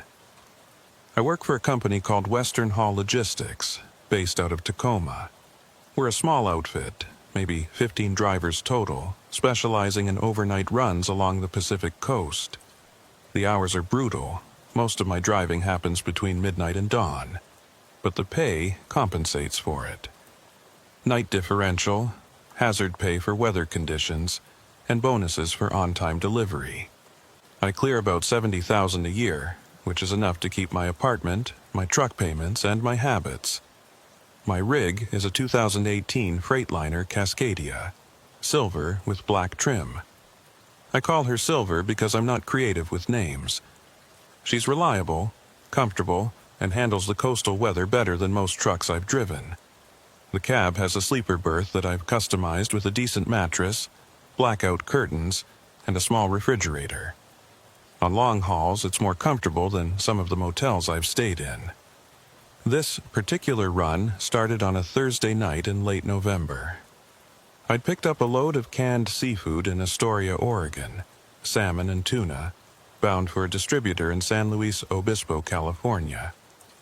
The cargo was temperature-controlled but not frozen, which meant I had some flexibility in my route and timing. As long as I delivered within 48 hours, I was good. The dispatcher who handed me the paperwork was a guy named Marcus, a former driver who'd taken a desk job after a back injury, ended his road career. He looked at the weather forecast and grimaced. "Storm's moving in," he said. "Heavy rain, high winds. Might want to wait it out." I shook my head. "I've driven through worse. Besides, I want to get this done. I've got 3 days off after this run, and I'm not spending them sitting in a warehouse." Marcus shrugged. "Your call. Just be careful out there. And if you need to stop, stop. Don't be a hero." I signed the paperwork and headed out. It was just past midnight, cold and clear in Astoria. The temperature was in the low 40s. No rain yet. Perfect conditions for night driving. I merged onto Highway 101 southbound and settled into the familiar rhythm of the road. The first hour was easy. Light traffic, good visibility, silver running smooth. I passed through small coastal towns, their streetlights creating small pools of light in the darkness. Most places were asleep, just the occasional gas station or all-night diner showing signs of life. This was my favorite time to drive. The world reduced to just me and the road, and the sound of the engine. Around 2 a.m. the rain started. Light at first, just a drizzle that barely required wipers. But within 20 minutes it had intensified to a heavy downpour, the kind that turns the windshield into a waterfall between wiper swipes. I slowed down, dropped from 60 to 50, then to 45. Visibility dropped to maybe 100 feet.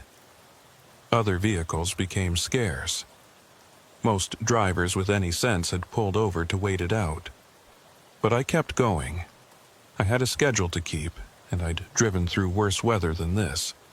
The key was to stay focused, maintain a safe speed, and keep your distance from other vehicles.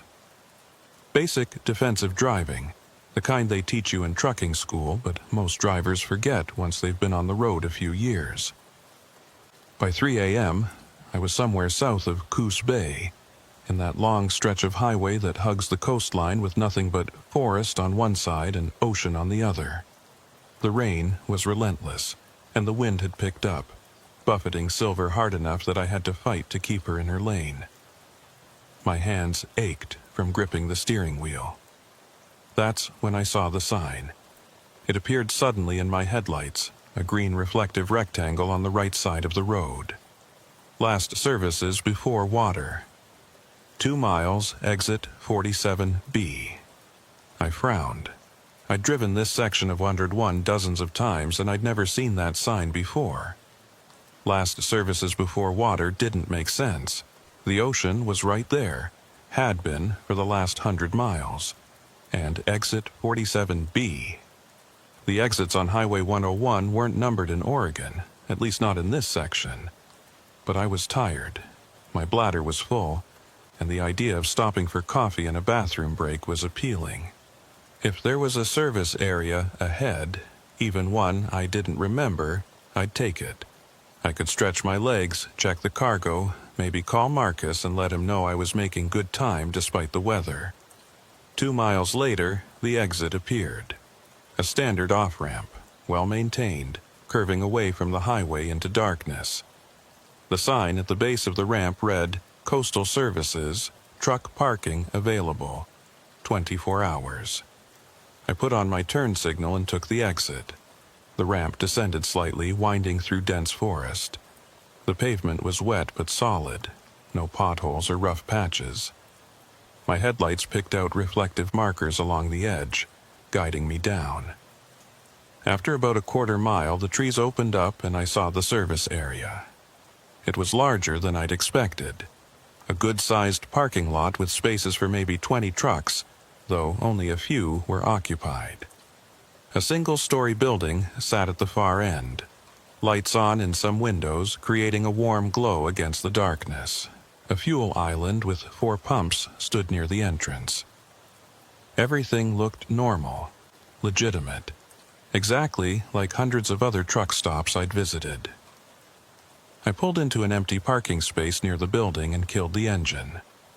The silence that followed was profound, just the sound of rain drumming on Silver's roof and the occasional gust of wind. I sat there for a moment, letting my eyes adjust to the darkness beyond my windshield. The other trucks in the lot were dark, no lights in their cabs. Drivers sleeping, probably, or maybe inside the building getting food. I checked my watch, 3:27 a.m. Late enough that most drivers would be catching what sleep they could before the morning rush. I grabbed my rain jacket from behind the seat and stepped out into the weather. The cold hit me immediately, colder than it should have been for late November on the coast. My breath came out in visible puffs. The rain was icy, almost sleet, stinging where it hit my face. I jogged toward the building, my boots splashing through puddles. Up close, I could see more details. The building was old, maybe from the 70s or 80s, but well-maintained. White paint, green trim, large windows that showed the interior. Through the glass, I could see a convenience store layout. Aisles of snacks and drinks, a coffee station, a checkout counter. But I didn't see anyone inside. I tried the door. It was unlocked, swinging open easily. A bell chimed as I entered, the sound jarring in the silence. I stood in the doorway, water dripping from my jacket, looking around. The interior was clean, well lit, and completely empty. No clerk behind the counter, no other customers, no signs of anyone at all. The coffee station had fresh pots brewing, steam rising from the carafes. The refrigerators hummed along the far wall. The lights buzzed overhead with that particular frequency that makes your teeth ache if you listen too long. "Hello?" I called out. My voice sounded flat, absorbed by the space. "Anyone here?" No response. I walked further into the store, my boots squeaking on the linoleum floor. Everything looked normal, products neatly arranged on shelves, prices clearly marked. A small section of trucking supplies near the back. There was even a display of local maps and tourist brochures near the counter. But there was something off about the place. I couldn't quite put my finger on it. The products were recognizable brands, but the packaging looked slightly wrong. Old-fashioned, like they were from a decade or two ago. The coffee station had paper cups with a logo I didn't recognize. The cash register was an old mechanical model, not the modern computerized systems every store used now. I walked to the coffee station and poured myself a cup. The coffee smelled fresh, normal. I took a sip. It tasted fine, maybe a bit bitter, but that was standard for truck stop coffee. I grabbed a lid and a stir, then walked to the counter. "Hello?" I called again. "I need to pay for this." Still no response. I stood there for a moment, holding my coffee, feeling increasingly uncomfortable. This wasn't right. Truck stops were required to have staff on duty 24/7. You couldn't just leave a place unlocked and unattended, not with merchandise and fuel pumps and liability issues. I noticed a logbook on the counter, the kind drivers use to record their hours. I flipped it open, curious about who else had stopped here recently. The entries were in different handwriting, different dates, but they all said essentially the same thing. Stopped for fuel and coffee. Strange place. Couldn't find the attendant. Where is everyone? Store looks open, but nobody's here. Coffee's good, but something feels wrong. Leaving now. The dates on the entries were scattered across years. Some from last month, some from 2 years ago, one from 1993. All describing the same experience I was having. An open truck stop with no staff, an unsettling atmosphere, a desire to leave quickly. I closed the logbook and looked around more carefully. Now that I was paying attention, I noticed other oddities. The clock on the wall showed 3:30 a.m., but the second hand wasn't moving. The refrigerators were humming, but the temperature gauge on one of them read 87 degrees. A newspaper in the rack near the door was dated November 23, 2009, 16 years ago, but it looked fresh, no yellowing or decay. I heard a sound from somewhere in the back of the building.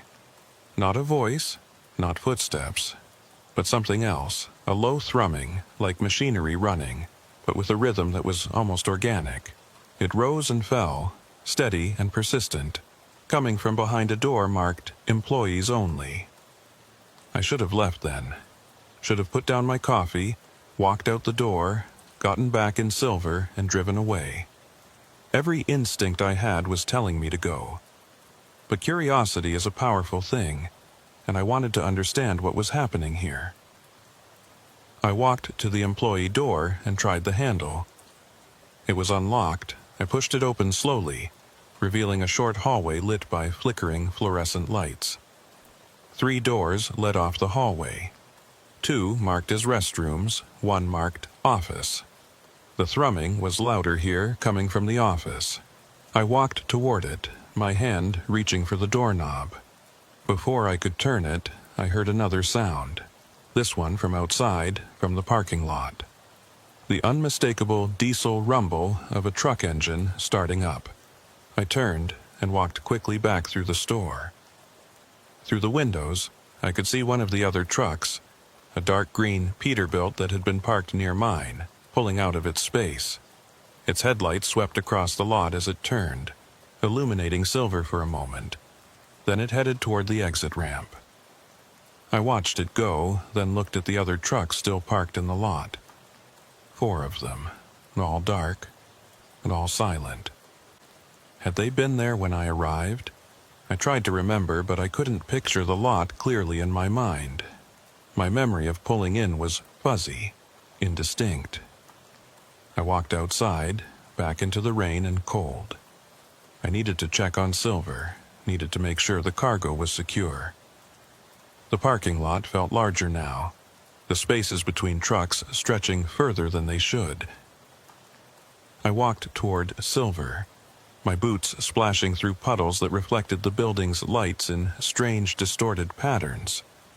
As I passed one of the other trucks, a red Kenworth with an unmarked trailer, I glanced up at the cab. A figure sat in the driver's seat, completely still, staring straight ahead. I stopped, my heart rate jumping. "Hey," I called out. "You okay?"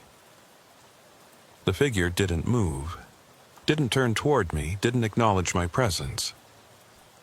Just sat there, hands at 10 and 2 on the wheel, staring forward. I took a step closer, peering up at the cab. In the dim light from the building, I could make out more details. The figure was wearing a jacket, had short hair, seemed male. But something about the posture was wrong. Too rigid, too still, like a mannequin placed in the seat. I reached up and knocked on the door. "Hey, can you hear me?" Still no response. The figure remained frozen, unmoving. I backed away, my skin crawling. This was wrong. Everything about this place was wrong. I needed to leave, needed to get back on the highway, needed to put distance between myself and this truck stop. I ran to Silver and climbed into the cab. I locked the doors, started the engine, and put her in gear. As I pulled out of the parking space, I looked back at the building. Through the windows, I could see the interior, still bright and empty. The coffee station still had steam rising from the carafes. The lights still buzzed overhead. And standing in the doorway, watching me leave, was a figure. Tall, thin, wearing what looked like an attendant's uniform. It raised one hand in a slow wave, and even from this distance I could see that something about its proportions was wrong. The arm too long, the fingers too many, the gesture too smooth. I didn't wave back. I just drove, up the exit ramp, back onto Highway 101, back into the rain and darkness and the familiar world of the highway. I looked at my watch. It showed 3:33 a.m. I'd been at the truck stop for maybe 10 minutes, 15 at most. But it felt like longer. It felt like hours had passed in that empty building, in that strange parking lot with its silent trucks and frozen drivers. I checked my fuel gauge, still 3/4 full, same as when I'd arrived. I hadn't gotten gas, hadn't even paid for the coffee I'd taken. I realized I was still holding the cup, balanced in the cup holder. I picked it up and took a sip. It was ice cold, as if it had been sitting there for hours. I threw it out the window and kept driving.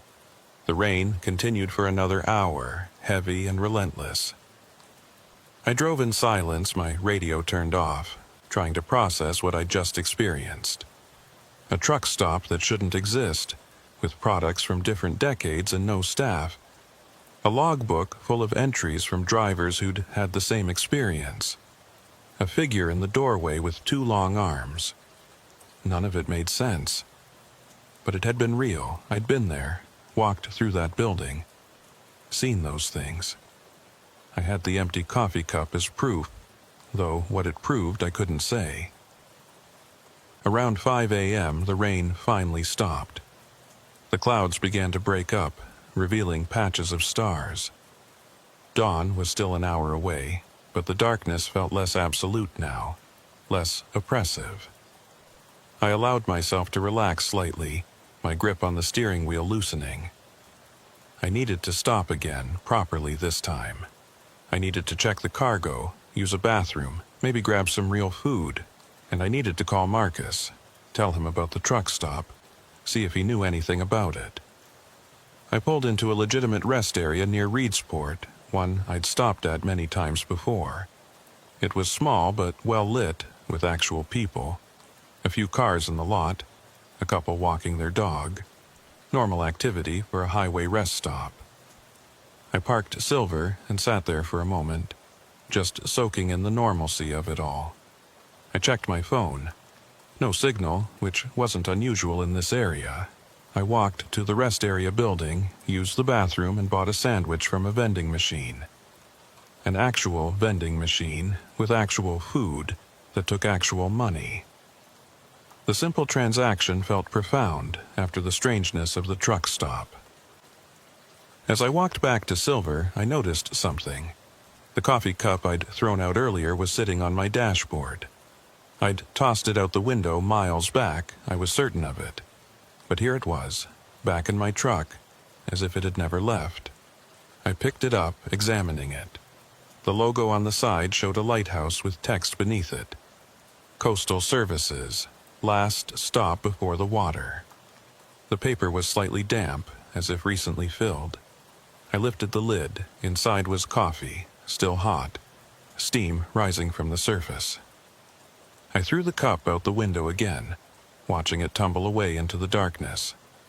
Then I climbed into the cab, locked the doors, and sat there, breathing hard. This wasn't over. Whatever had happened at that truck stop, it wasn't finished with me yet. I started Silver's engine and pulled back onto the highway. I needed to keep moving, needed to complete this delivery, needed to get to California where things would make sense again. But as I drove, I started noticing things. Small things at first, easy to dismiss as fatigue or imagination.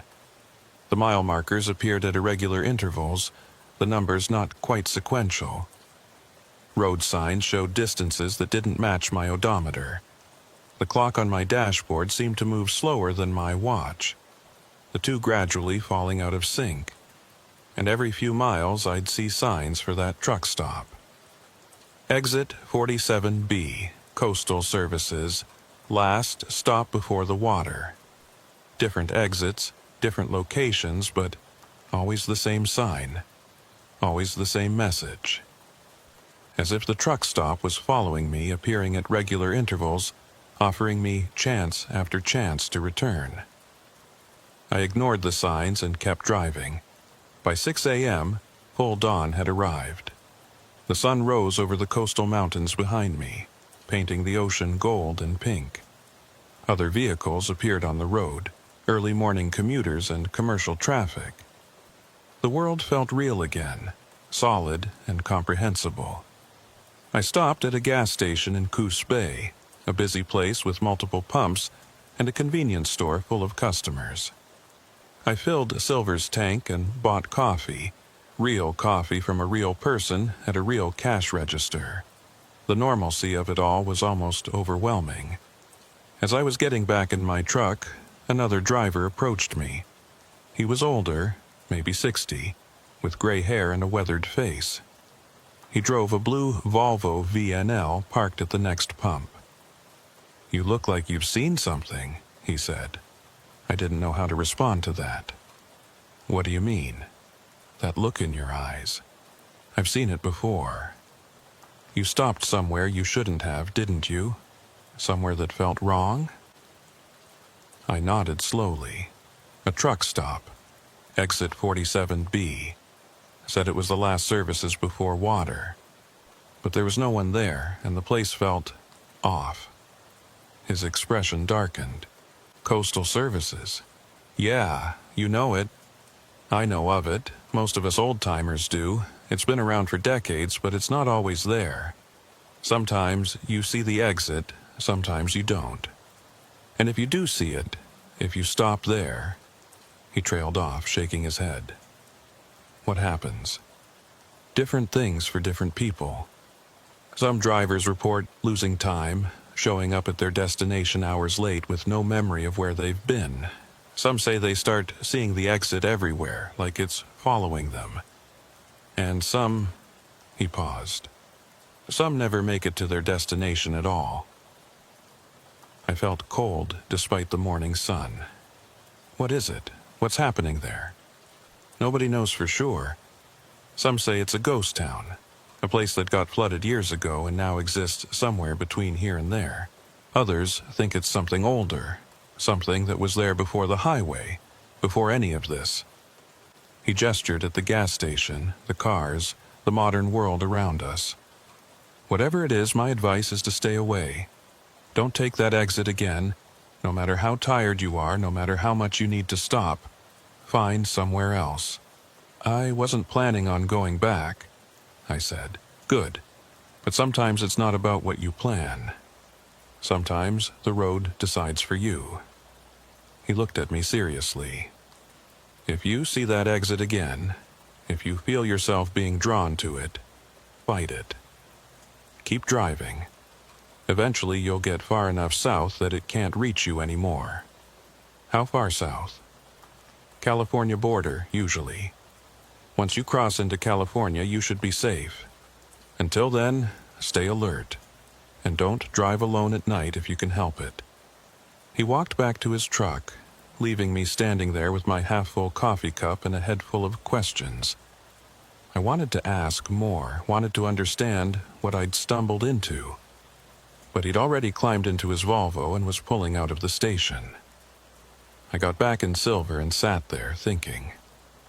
The logical part of my brain said this was all nonsense, that I'd just had a strange experience at a poorly managed truck stop and was now being fed ghost stories by a superstitious old driver. But the rest of me, the part that had walked through that empty building and seen that figure with 2 long arms, knew better. I pulled out my phone and tried calling Marcus. Still no signal.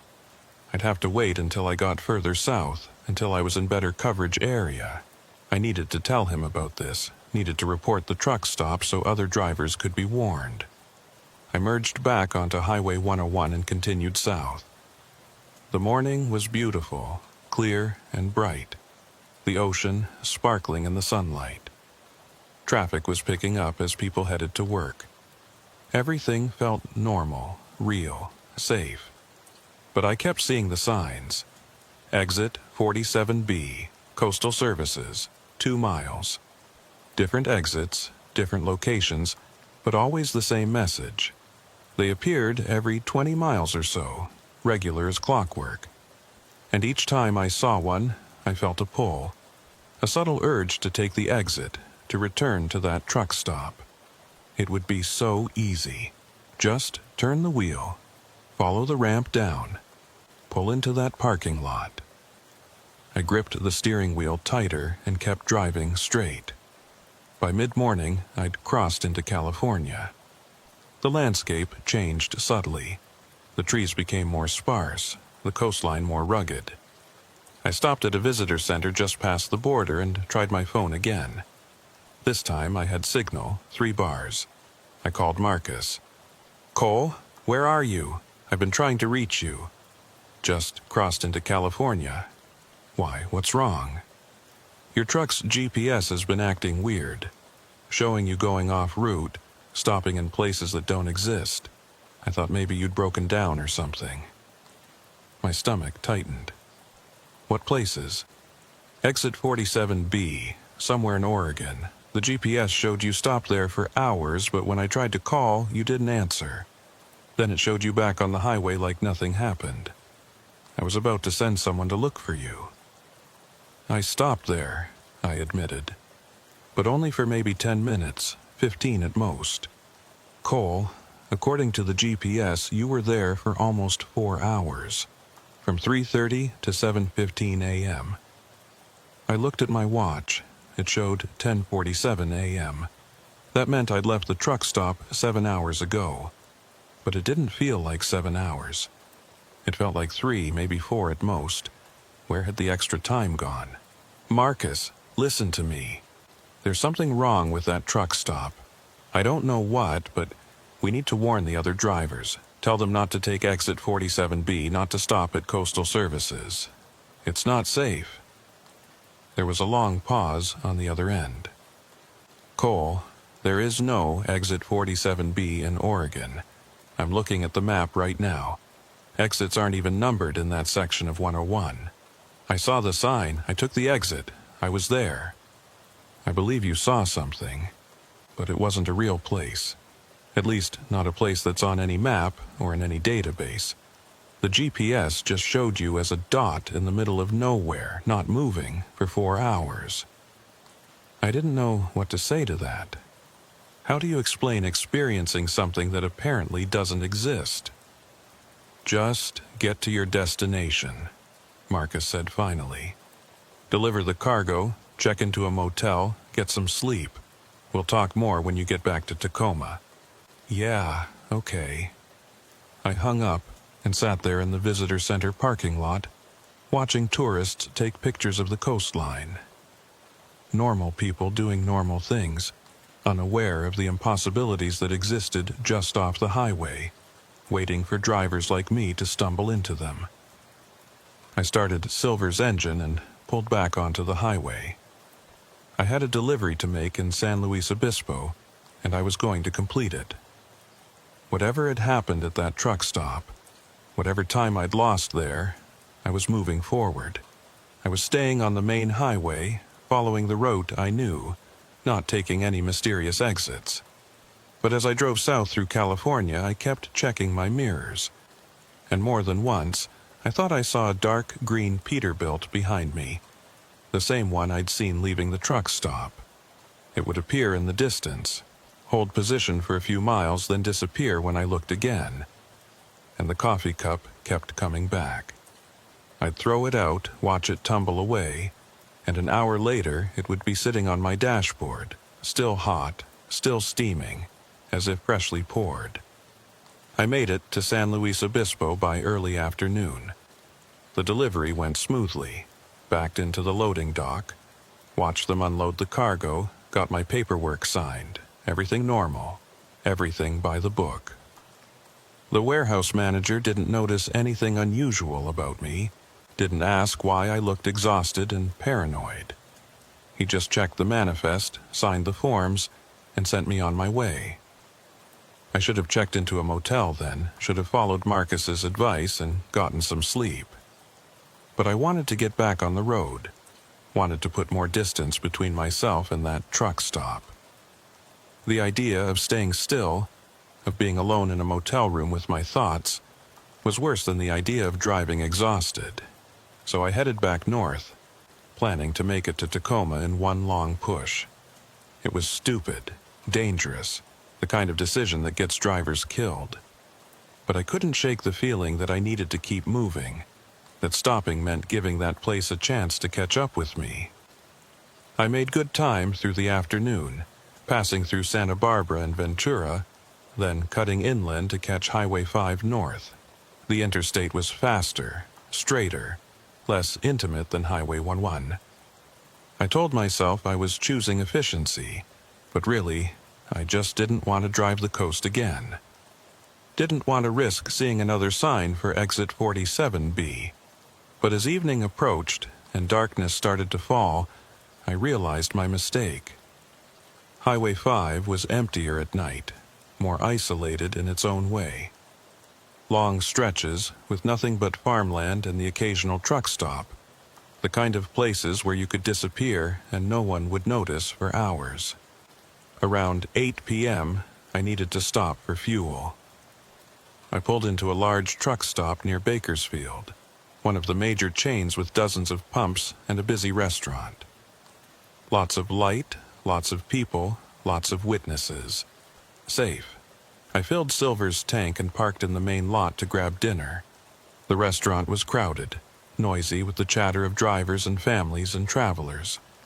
I ordered a burger and coffee and sat in a booth near the window where I could see Silver. As I ate, I noticed other drivers watching me. Not obviously, not staring, but glancing my way with expressions I couldn't quite read. Recognition?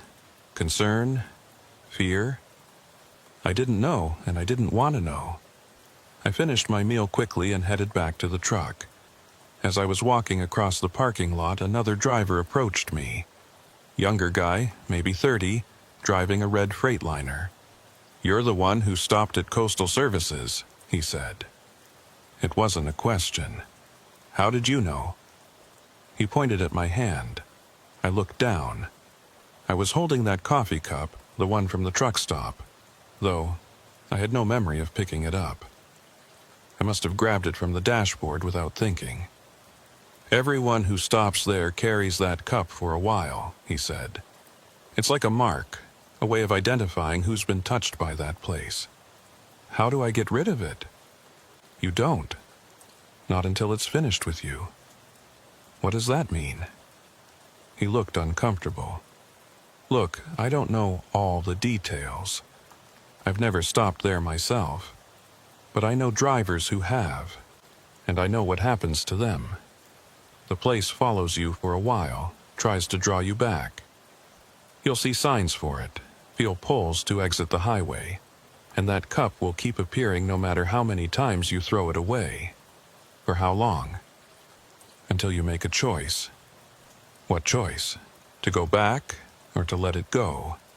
Most drivers eventually give in, take the exit again. They say it's easier the second time, less frightening. The place reveals more of itself to those who return willingly. And if I don't go back? Then eventually it stops. The signs disappear, the cup stays gone, the pull fades. But you have to be strong, have to resist the temptation. Because that place wants you back, and it's patient.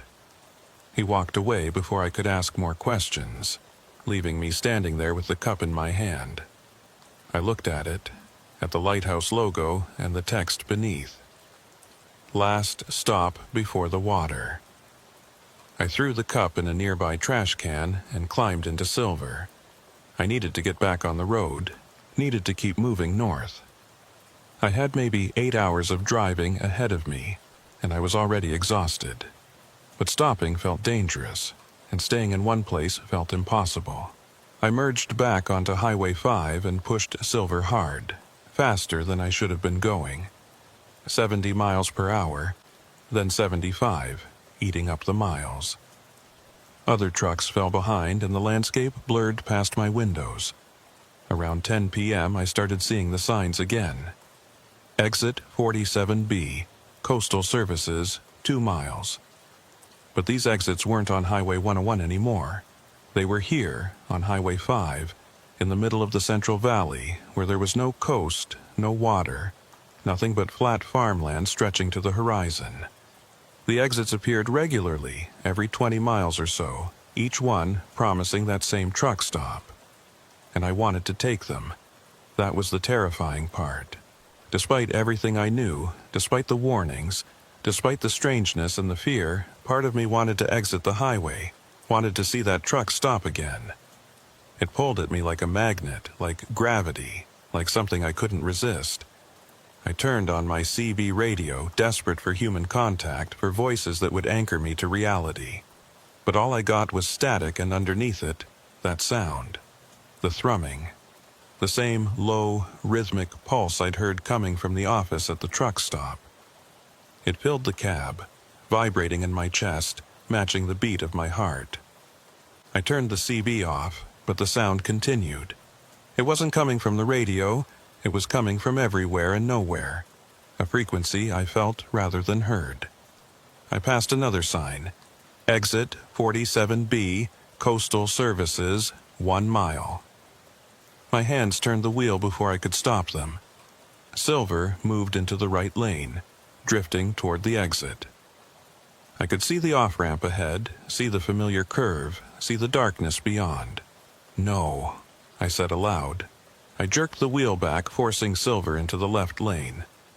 A horn blared behind me as I cut off another truck. I didn't care. I needed to stay on the highway, needed to resist the pull, but it was getting stronger. Each sign made it worse, made the urge more powerful. I could feel that place calling to me, promising rest, promising answers, promising an end to the fear and confusion. The coffee cup was back on the dashboard, still hot, still steaming.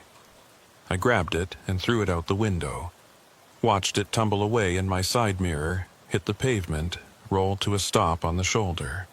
5 minutes later, it was back. I tried throwing it out again. Same result. It would disappear, then reappear, always in the same spot on the dashboard, always hot, always ready. "What do you want?" I shouted at it. "What do you want from me?" No answer. Just the cup, sitting there, the lighthouse logo mocking me. I passed Fresno, then Modesto, then Stockton. Each city was a blur of lights, a brief moment of civilization before the darkness returned. And at each city I saw signs for Exit 47B, saw that impossible truck stop being offered to me over and over. By midnight I was approaching Sacramento. I'd been driving for almost 20 hours straight, and I was hitting the wall. My eyes were burning, my reactions slowing. I needed to stop, needed to sleep, or I was going to crash. But I was terrified of stopping, terrified that if I pulled over, I'd wake up to find myself in that parking lot, surrounded by those silent trucks, with that figure in the doorway watching me.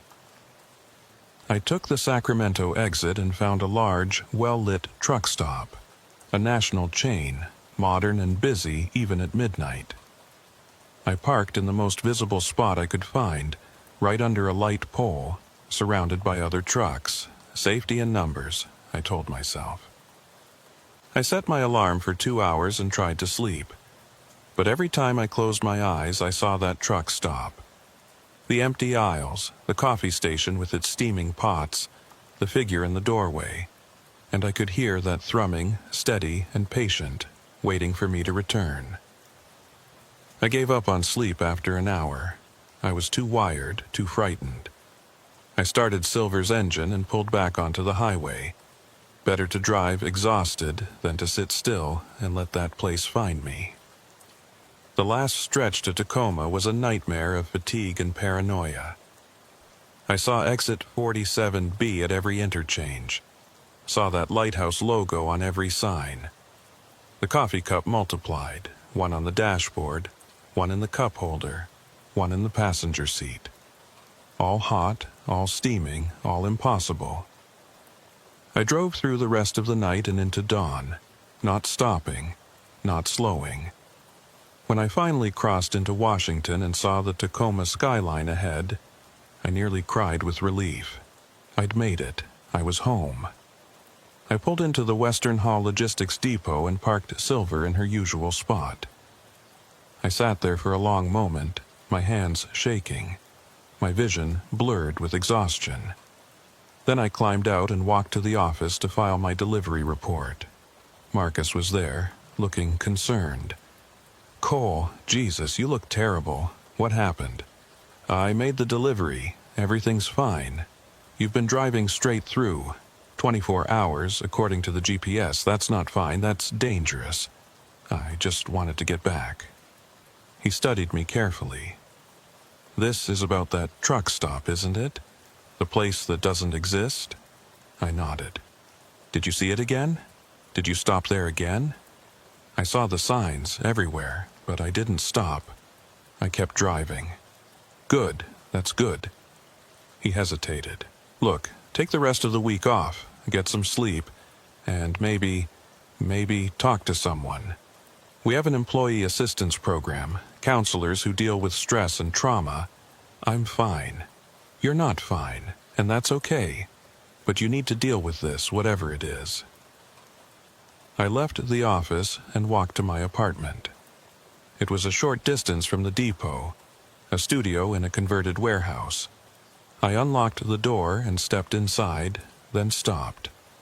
On my kitchen counter was a coffee cup, the Lighthouse logo. Still hot, still steaming. I didn't sleep that day. I tried, but every time I closed my eyes I was back at that truck stop. Walking through the empty aisles, approaching the office door, hearing that thrumming sound. So I stayed awake, drinking coffee from a different cup, watching TV without really seeing it, waiting for something to happen. Nothing did. The apartment was quiet, normal. The coffee cup from the truck stop sat on my counter, cooling slowly, but it didn't multiply or move or do anything strange. It was just a cup, but as the hours passed, I started noticing other changes. Small things at first. The clock on my wall would skip minutes, jumping from 2:14 to 2:19 without the intervening time passing. My phone would ring, but when I answered, there was only that thrumming sound on the other end. The TV showed normal programming, but every commercial break featured the same advertisement. A lighthouse standing alone against a dark ocean, with text beneath it that read, "Find your way home." I tried calling my mother in Portland. She picked up on the third ring, her voice warm and familiar. But when I started to tell her about what had happened, her voice changed, became distorted, mechanical, and underneath her words I could hear that thrumming, that pulse that followed me everywhere now. I hung up quickly and turned off my phone.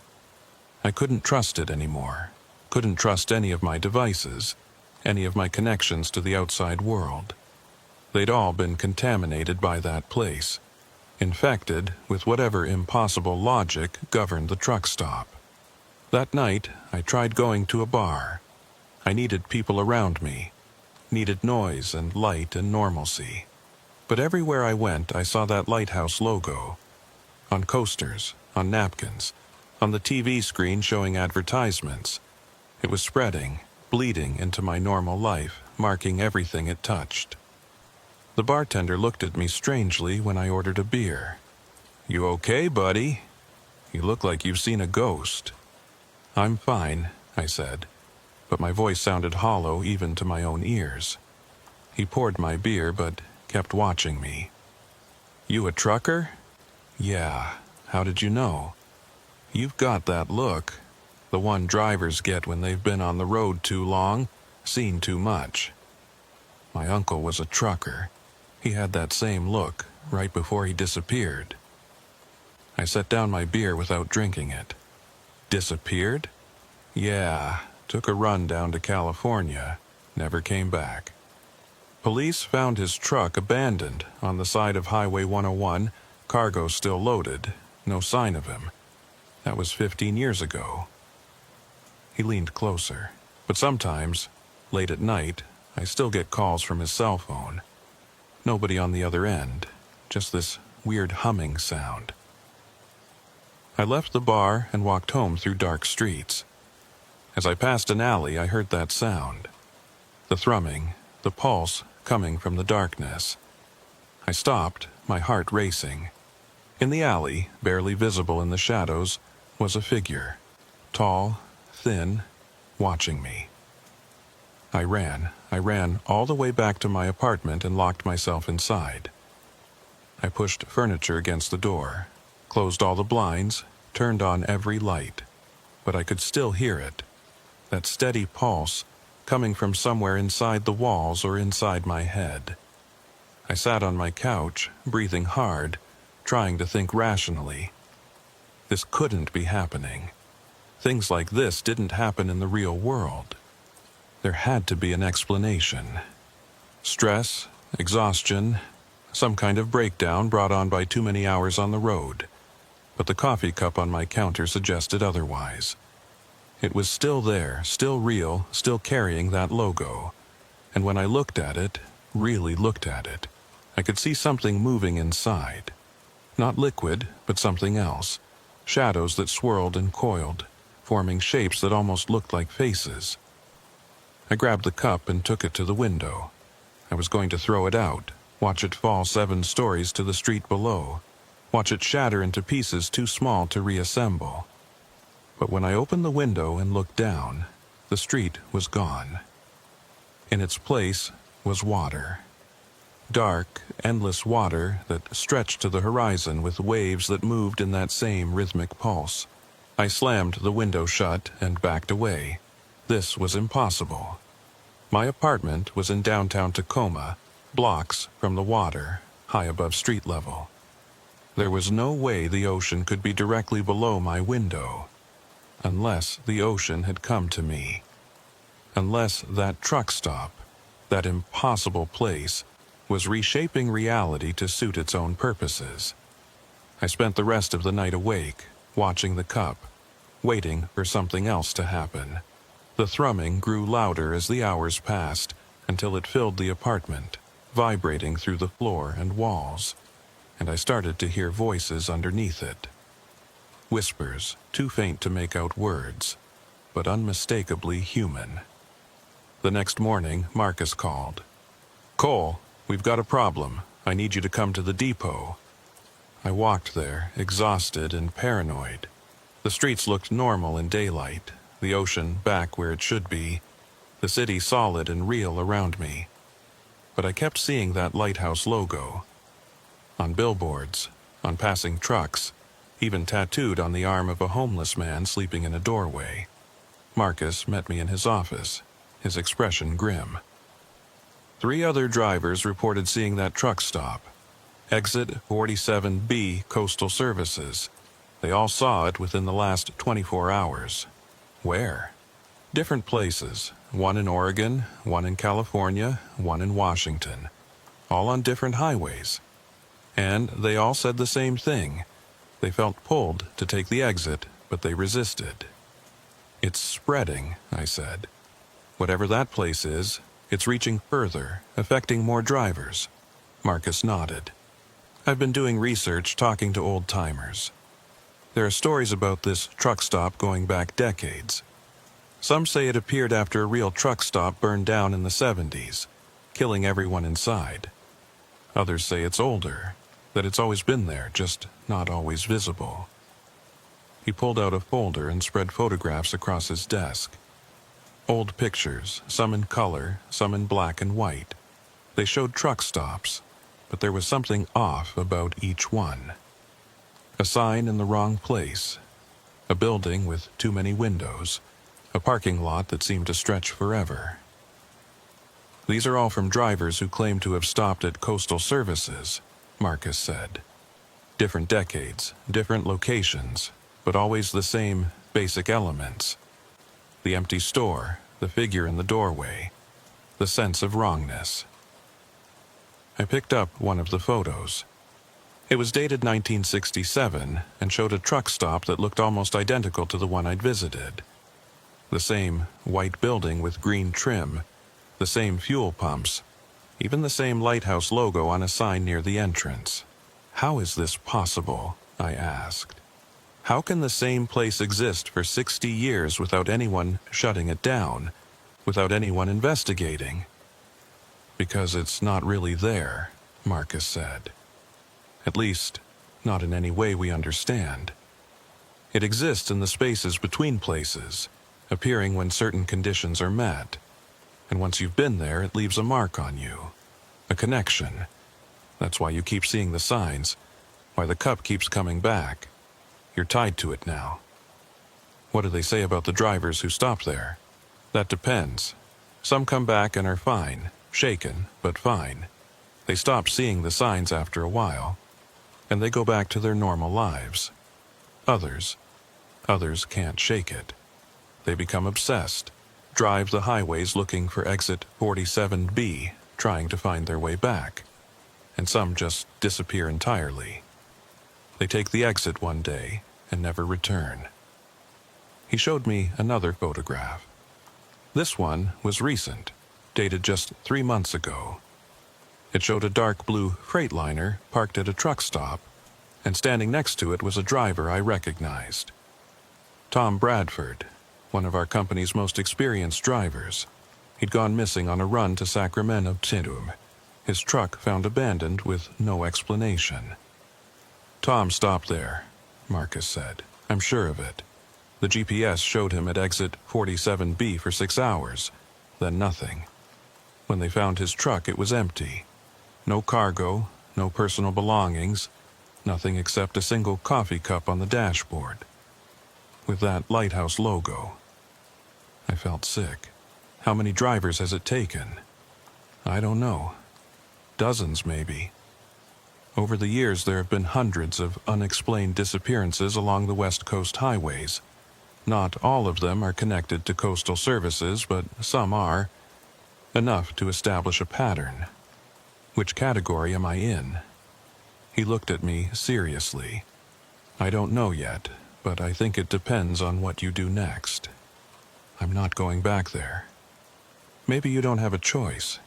Maybe the only way to break free is to return, to face whatever's there and come to terms with it. Or maybe the only way to survive is to never go back. He didn't have an answer for that. Instead, he handed me another photograph. This one older than the rest. It showed a group of drivers standing in front of a truck stop, dated 1952. Their faces were grainy, hard to make out, but their expressions were clear enough. Fear, confusion, resignation. This was taken at a truck stop in Northern California, Marcus said.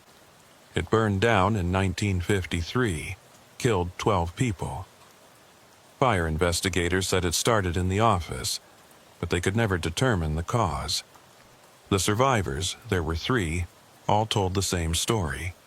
They said the place wasn't real, that it existed somewhere else, and the fire was the only way to escape. You think they burned it deliberately? I think they tried to destroy something that couldn't be destroyed. Because 6 months later, reports started coming in about a new truck stop appearing on Highway 101. Same layout, same logo, same everything. As if the fire hadn't happened at all. I thought about the office at Coastal Services, about that thrumming sound coming from behind the door. What was in there? What was generating that pulse, that rhythm that seemed to underpin everything about that place? I need to know what's in that office, I said. I need to understand what's happening. Marcus shook his head. No, you don't. Trust me. The drivers who went looking for answers, who tried to investigate too deeply, they're the ones who never came back. But I couldn't let it go. The not knowing was eating at me, consuming my thoughts. I needed answers, needed to understand the rules of this impossible place so I could find a way to break free. I went back to my apartment and tried to sleep again. This time, exhaustion finally overcame fear, and I drifted off. But my dreams were full of that truck stop, that parking lot, those silent trucks, and the figure in the doorway. In the dream, I walked through the store again. But this time I could see more details. The products on the shelves weren't just old. They were from impossible times. Candy bars with wrappers advertising prices from the 1960s sitting next to energy drinks with designs from the future. Newspapers with dates that hadn't happened yet, describing events I didn't recognize. Maps showing coastlines that had changed, cities in different locations, roads that had never been built. The coffee station in my dream had hundreds of pots, all brewing simultaneously, all producing that same dark liquid that never cooled. And when I looked into one of the carafes, I saw faces in the coffee. Drivers, dozens of them, suspended in the liquid, their eyes open, their mouths moving but no sound coming out. I walked to the office door and opened it. Behind it wasn't the hallway I'd seen before, but a vast space that seemed to extend forever. The thrumming was deafening here, coming from everywhere at once, and in the distance I could see something massive, something that pulsed in rhythm with the sound. A shape too large to comprehend, too strange to describe. It noticed me. I felt its attention shift, focus on me like a spotlight. And in that moment, I understood. The truck stop wasn't a place. It was a lure, a trap, an extension of something much larger that existed just outside normal reality. And every driver who stopped there was adding to it, feeding it, becoming part of it. I woke up screaming. It was dark outside, but I didn't know if it was the same night or if I'd slept through an entire day. My watch had stopped working, the hands frozen at 3:33. My phone was dead, wouldn't charge no matter how long I left it plugged in. When I walked to the kitchen to make dinner and stopped, the counter was covered in coffee cups, dozens of them, all identical, all with that lighthouse logo, all hot, all steaming, as if freshly poured. I swept them onto the floor. They shattered, coffee spreading across the linoleum. But as I watched, they reassembled themselves, the broken pieces flowing back together, the spilled coffee returning to the cups. Within seconds, they were whole again, sitting on the counter as if nothing had happened. I tried again, smashing them with a hammer this time, grinding the pieces under my boots.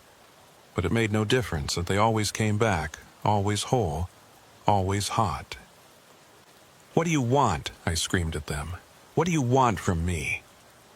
The lights flickered, the thrumming sound returned, louder now, filling the apartment. And in the corner of the room, barely visible in the shadows, a figure appeared. Tall, thin, with arms too long and proportions too wrong. It didn't speak, it just pointed toward the door. I understood then. It wanted me to leave, to get back on the highway to find exit 47B and return to that truck stop. It wouldn't stop until I did. The signs, the cups, the thrumming, the figures, they would keep escalating, keep pressing until I gave in. I tried to resist for 3 more days. 3 days of barely sleeping, of seeing that logo everywhere, of hearing that thrumming sound in every quiet moment. The apartment became impossible to live in. Water from the faucets tasted like coffee. The TV showed only that lighthouse standing against the dark ocean. My neighbors started to avoid me, crossing to the other side of the hallway when they saw me coming. On the 3rd day, I found a photograph slipped under my door. It showed me standing in the parking lot of Coastal Services, surrounded by those silent trucks. But I didn't remember anyone taking the picture. In the background, I could see the office window, and through it, a mass of darkness that seemed to writhe and pulse. Written on the back of the photo, in handwriting I didn't recognize, "You can run, but you're already there. You've always been there. Come back and accept it." That's when I knew I had 2 choices: resist and slowly lose my mind, or return and face whatever waited for me there. I chose to return. I got dressed, walked to the depot, and climbed into Silver. Marcus saw me and came running out. "Cole, where are you going?" "Back to that truck stop. It's the only way to end this." "You don't have to do this. We can get you help. Find someone who understands what's happening." "There is no help, not for this. I have to go back." He grabbed my arm. "At least let me come with you. You shouldn't face this alone." I shook my head. "It wants me specifically. If you come, it might take you too. I can't risk that." "Then take this." He handed me a small device, like a GPS tracker. "It'll transmit your location. If something happens, at least we'll know where to start looking." I took it, knowing it probably wouldn't work once I crossed whatever boundary separated the normal world from that place. But it made Marcus feel better, so I clipped it to my belt. He didn't try to stop me. Maybe he understood, or maybe he just saw the determination in my eyes and knew it would be pointless. I drove south on Highway 5, retracing my route. It was late evening, the highway mostly empty. The sun was setting, painting the sky in shades of orange and red that seemed too intense, too vivid. Everything looked slightly off, as if reality itself was beginning to warp around me. Within an hour, I saw the first sign. Exit 47B. Coastal Services. 2 miles. This time, I took it. The exit ramp was familiar, descending through dense forest, the pavement wet despite no rain. But as I drove down it, I noticed new details. The trees on either side weren't quite right. Their branches moved in ways that suggested they were reaching for the truck, and their trunks had patterns that almost looked like faces. The thrumming grew louder as I descended. I could feel it in my chest, in my bones, vibrating through the steering wheel. It was calling to me, welcoming me back, pulling me down into whatever reality existed at the bottom of this ramp. I followed it down, my headlights cutting through darkness until I reached the parking lot. It was exactly as I remembered, but also different. The building with its warm lights, the fuel pumps, the other trucks parked in silent rows. But this time there were more trucks. Dozens of them filling the lot, all dark and silent. And when I looked closely, I could see they were from different eras. Some were modern rigs, like silver. Others were older models from the 80s and 90s, and a few looked ancient, from the 50s and 60s. All of them empty, all of them waiting. I parked Silver in an empty space and sat there for a moment, gathering my courage. The tracker Marcus had given me was still on my belt, but when I looked at it, the display was blank. No signal, no GPS coordinates, nothing. I was truly alone now, cut off from the normal world. I stepped out into the cold. It was colder than before, cold enough that my breath came out in thick clouds. The parking lot stretched further than it should have. The trucks arranged in perfect rows that seemed to extend to infinity. And as I walked toward the building, I realized they weren't all trucks.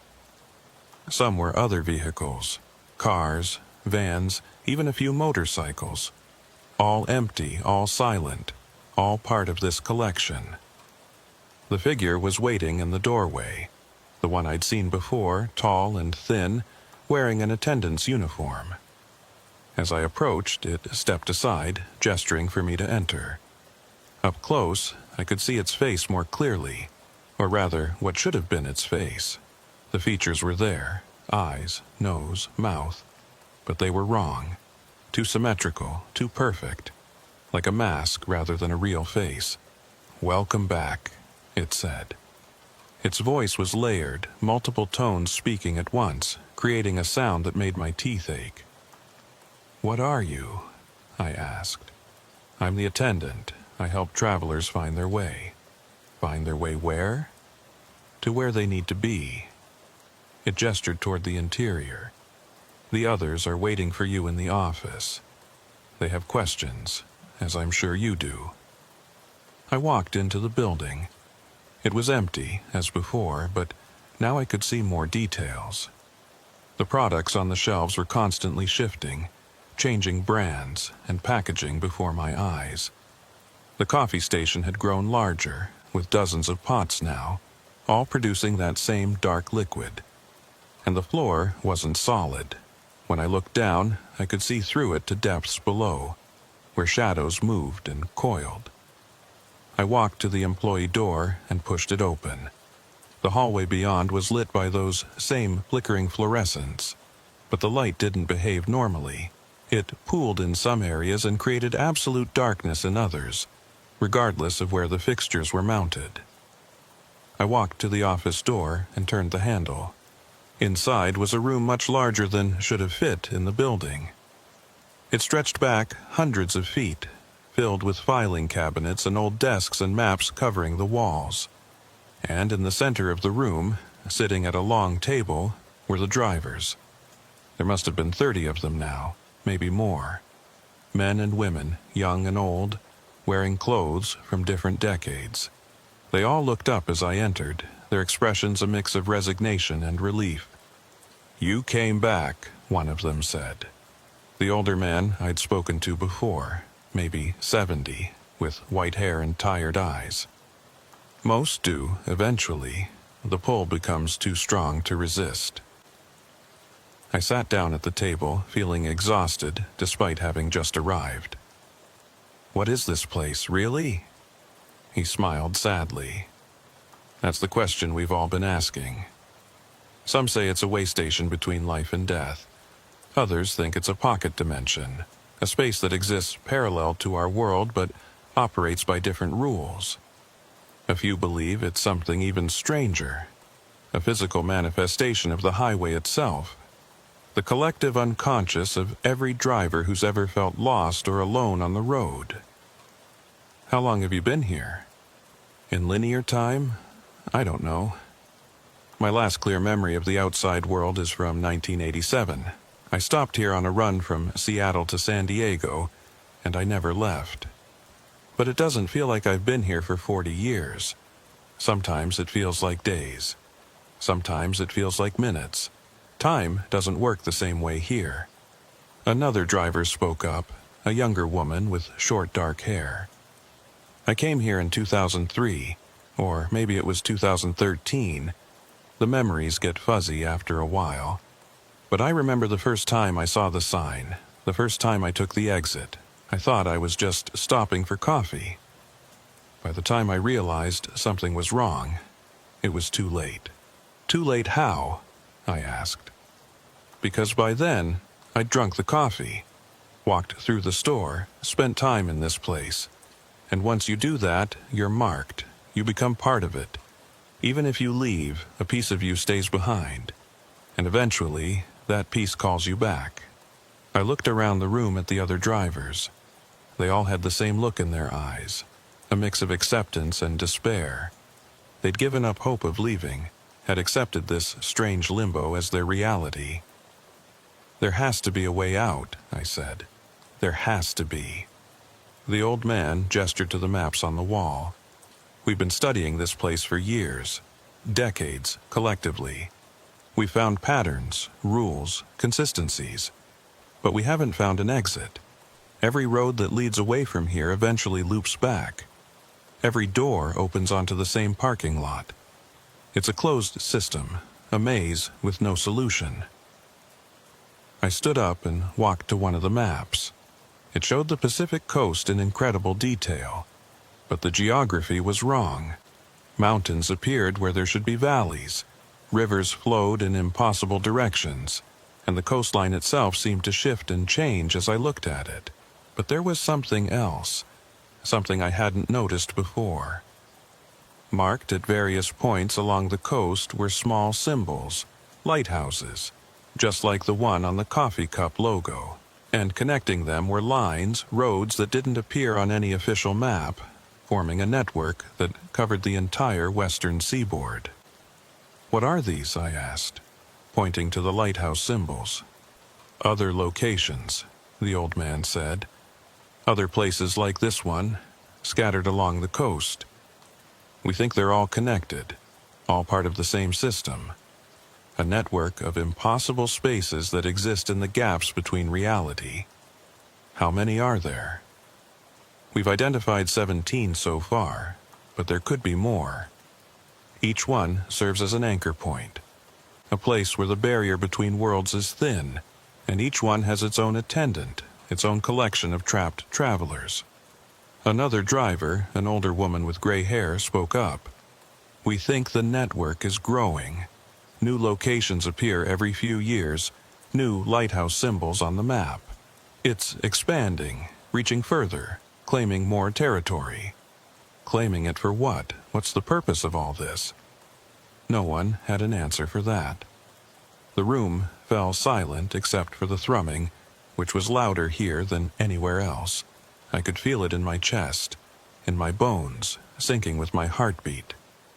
I need to see what's generating that sound, I said. I need to know what's at the center of all this. The old man shook his head. We've tried. There's a door at the back of this office that we think leads deeper into the structure, but it won't open for us. We've tried forcing it, picking the lock, even trying to break it down. Nothing works. Maybe it'll open for me. I'm new. Maybe the rules are different. Or maybe you'll end up like the others who tried too hard to understand. Maybe you'll disappear into the deeper parts of this place and never come back. But I had to try. I walked to the back of the room, past the filing cabinets and desks, until I found the door. It was plain, unmarked, made of dark wood that seemed to absorb light. The thrumming was coming from beyond it, so loud now that it drowned out all other sound. I reached for the handle. The moment my hand touched it, the thrumming stopped. Complete silence fell over the room, so sudden and absolute that it was painful. The door swung open. Beyond it was a corridor that descended into darkness. The walls weren't made of any material I recognized. They seemed to shift between solid and liquid, between matter and energy. And the air that came from the corridor was wrong. Too thick, too cold, carrying a smell like ozone and seawater and something else I couldn't identify. Don't go down there, the old man said. Please. We've lost people to that corridor. They walk in and they don't come back. But I was already moving forward, drawn by some compulsion I couldn't resist. The corridor called to me, promised answers, promised an end to the uncertainty. I stepped through the doorway and began to descend. The corridor descended for what felt like miles, though it couldn't have been more than a few hundred feet given the size of the building above. The walls around me pulsed with that familiar rhythm, and as I descended, I started to see things in them. Images, scenes, memories that weren't mine. I saw a driver from the 1960s stopping at this same truck stop, walking through the same empty store. I saw another from the 1980s sitting in the office upstairs, talking to the other trapped drivers. I saw dozens more, all making the same choice, all descending this same corridor, all seeking the same answers I was seeking now. The corridor opened into a vast chamber. It was circular, maybe 100 feet in diameter, with walls that seemed to be made of water or glass or something that shifted between states. And in the center of the chamber was the source of the thrumming. It wasn't a machine, though it had mechanical elements. It wasn't alive, though it pulsed like a beating heart. It was something in between, something that existed at the boundary between the organic and the artificial, the natural and the constructed. It looked like a lighthouse, but wrong. The structure spiraled upward in ways that defied geometry, its light pulsing in that same rhythmic pattern that had haunted me since my first visit. And surrounding it, embedded in the walls of the chamber, were thousands of objects. Coffee cups, all identical, all glowing faintly with that same light. Each cup represented a driver, I realized. Each one was a piece of someone who'd stopped here, a fragment of their essence captured and preserved. And mine was among them, I could feel it. Somewhere in that wall of cups was the one I'd been carrying, the one that kept returning no matter how many times I threw it away. A voice spoke, not from any particular direction, but from everywhere at once. It was the same layered voice I'd heard from the attendant, but deeper, more fundamental. You sought understanding. Here it is. What are you? I asked. I am the crossroads, the in-between, the space where journeys pause and transform. I have existed since the first road was built, since the first traveler set out from home wondering if they would return. I am doubt made manifest, uncertainty given form. Why do you trap drivers? I don't trap anyone. You trap yourselves. Every driver who stops here makes a choice, to take the shortcut, to trust the GPS, to prioritize speed over caution. And in making that choice, you acknowledge that you're willing to compromise, to risk something for convenience. I simply make that risk tangible. What do you want from us? Want? I want nothing. I simply am. But you feed me nonetheless. Every moment of uncertainty, every flicker of doubt, every question about whether you made the right choice, these sustain me. You are not prisoners, you are participants, willing or not. I looked at the wall of cups, at the thousands of drivers who'd come before me. How do we leave? The same way you arrived, by making a choice. You chose to come here, chose to return, chose to descend into this chamber. Now choose to leave. It can't be that simple. Can't it? Or do you simply not believe it can be? That's always been the key, hasn't it? Belief, faith, trust. You stopped trusting your instincts when you saw that first sign for exit 47B. You chose to trust technology instead. To trust the GPS, to trust the promise of saved time. And that choice brought you here. Trust yourself to leave, and you will leave. I thought about this. About all the ways I doubted myself since that first stop. Doubted my memory, my perception, my sanity. Doubted whether I could escape, whether any of this was real, whether I was already lost. What if I don't believe I can leave? Then you won't. You'll join the others upstairs, driving those empty highways for however long it takes until you either choose to believe or choose to stop trying. Many drivers spend decades in that limbo. Some spend lifetimes. I looked at the lighthouse structure, at its pulsing light. What happens to the drivers who never leave? What happens when they finally give up completely? They become part of the structure. Their essence joins the network, becomes one of the roads, one of the signs, one of the attendants at the other locations. They transform from travelers to infrastructure. It's not death, exactly. More like a change in function. The thought terrified me. To lose myself completely, to become just another part of this impossible place, marking roads that led nowhere and guiding other drivers into the same trap. That was worse than any conventional hell I could imagine. I choose to leave, I said. Then leave. Walk back up the corridor, through the office, through the store. Get in your truck and drive away.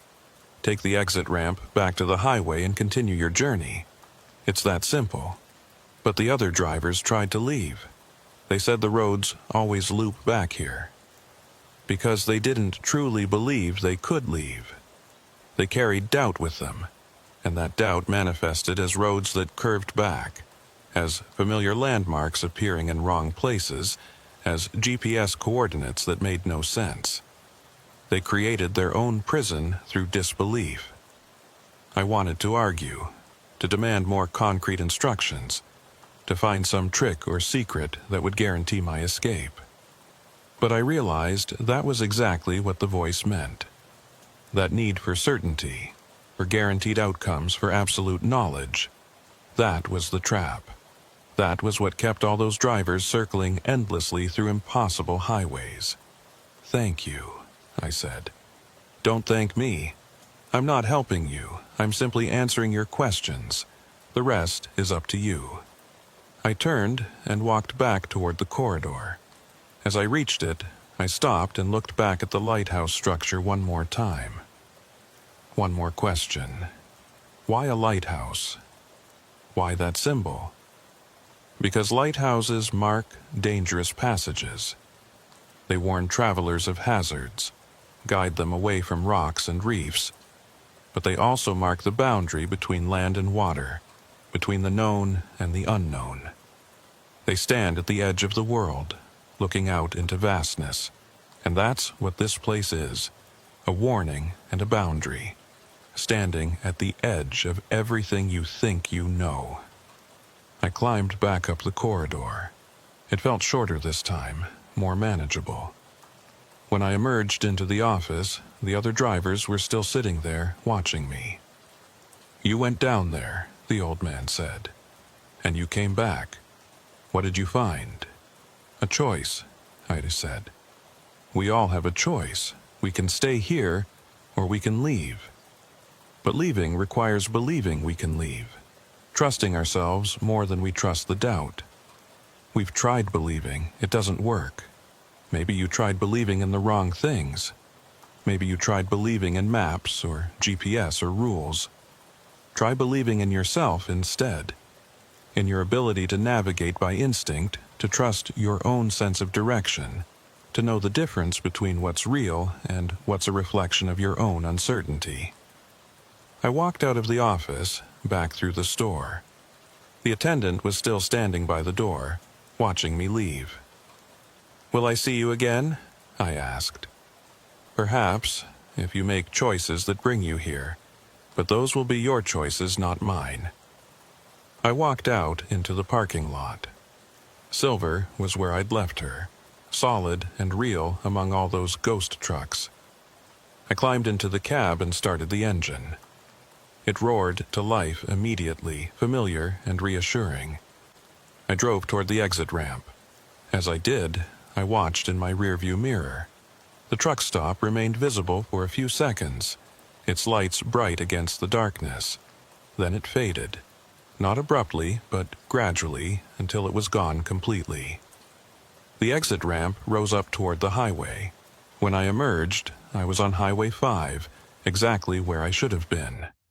The GPS showed normal coordinates, the clock showed a reasonable time, and when I looked in my mirror, there was nothing behind me but empty road. But as I drove, doubt crept in. Was I really on Highway 5?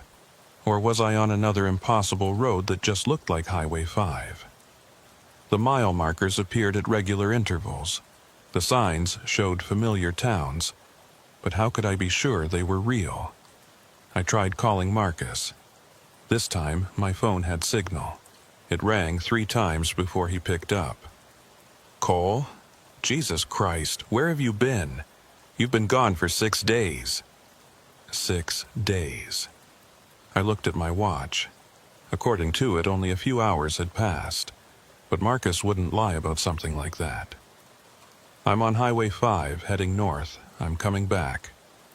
Thank God. We were about to file a missing persons report. The GPS tracker stopped working right after you left, and we couldn't reach you. What happened? I told him everything. The truck stop, the office, the drivers, the corridor, the lighthouse structure. He listened without interrupting, and when I finished, there was a long silence. "Cole, I need to tell you something. There was no exit 47B. We checked. We sent another driver down the same route you took, and there was no exit, no truck stop, nothing. Just empty highway." My stomach dropped. "What do you mean? I was there. I walked through that building, talked to those drivers. I believe you experienced something. But it wasn't a physical place. At least, not one that exists in our reality consistently. My theory? It's like a glitch. A temporary overlap between our world and somewhere else. You stepped through it, spent time there, and then stepped back. But the place itself isn't fixed. It moves, appears, and disappears, exists only when certain conditions are met. What conditions? I don't know. Fatigue, stress, Some specific mental state? Or maybe it's random, maybe it just appears to whoever it wants to appear to. Either way, you're one of the lucky ones. You came back. Most drivers who encounter it don't. I thought about the other drivers in that office. All of them still there, still trapped, or still choosing to stay. Which was it? Were they prisoners or participants, as the lighthouse structure had suggested? Marcus, I need you to do something for me. Keep records of every driver who reports seeing exit 47B or coastal services. Track the patterns, the locations, the circumstances. Maybe we can find a way to warn people, to help them avoid it. Already doing it, and I'm sharing information with other companies too. The more we know, the better we can protect our drivers. I drove through the night, following Highway 5 north toward Tacoma. Every mile marker appeared exactly when it should. Every town matched the GPS. Every detail seemed normal. But I couldn't shake the feeling that I was still being watched, still being tested somehow. When I finally pulled into the Western Hall Depot, it was early morning. Marcus was waiting for me, and he looked like he hadn't slept in days. "You look terrible," I said.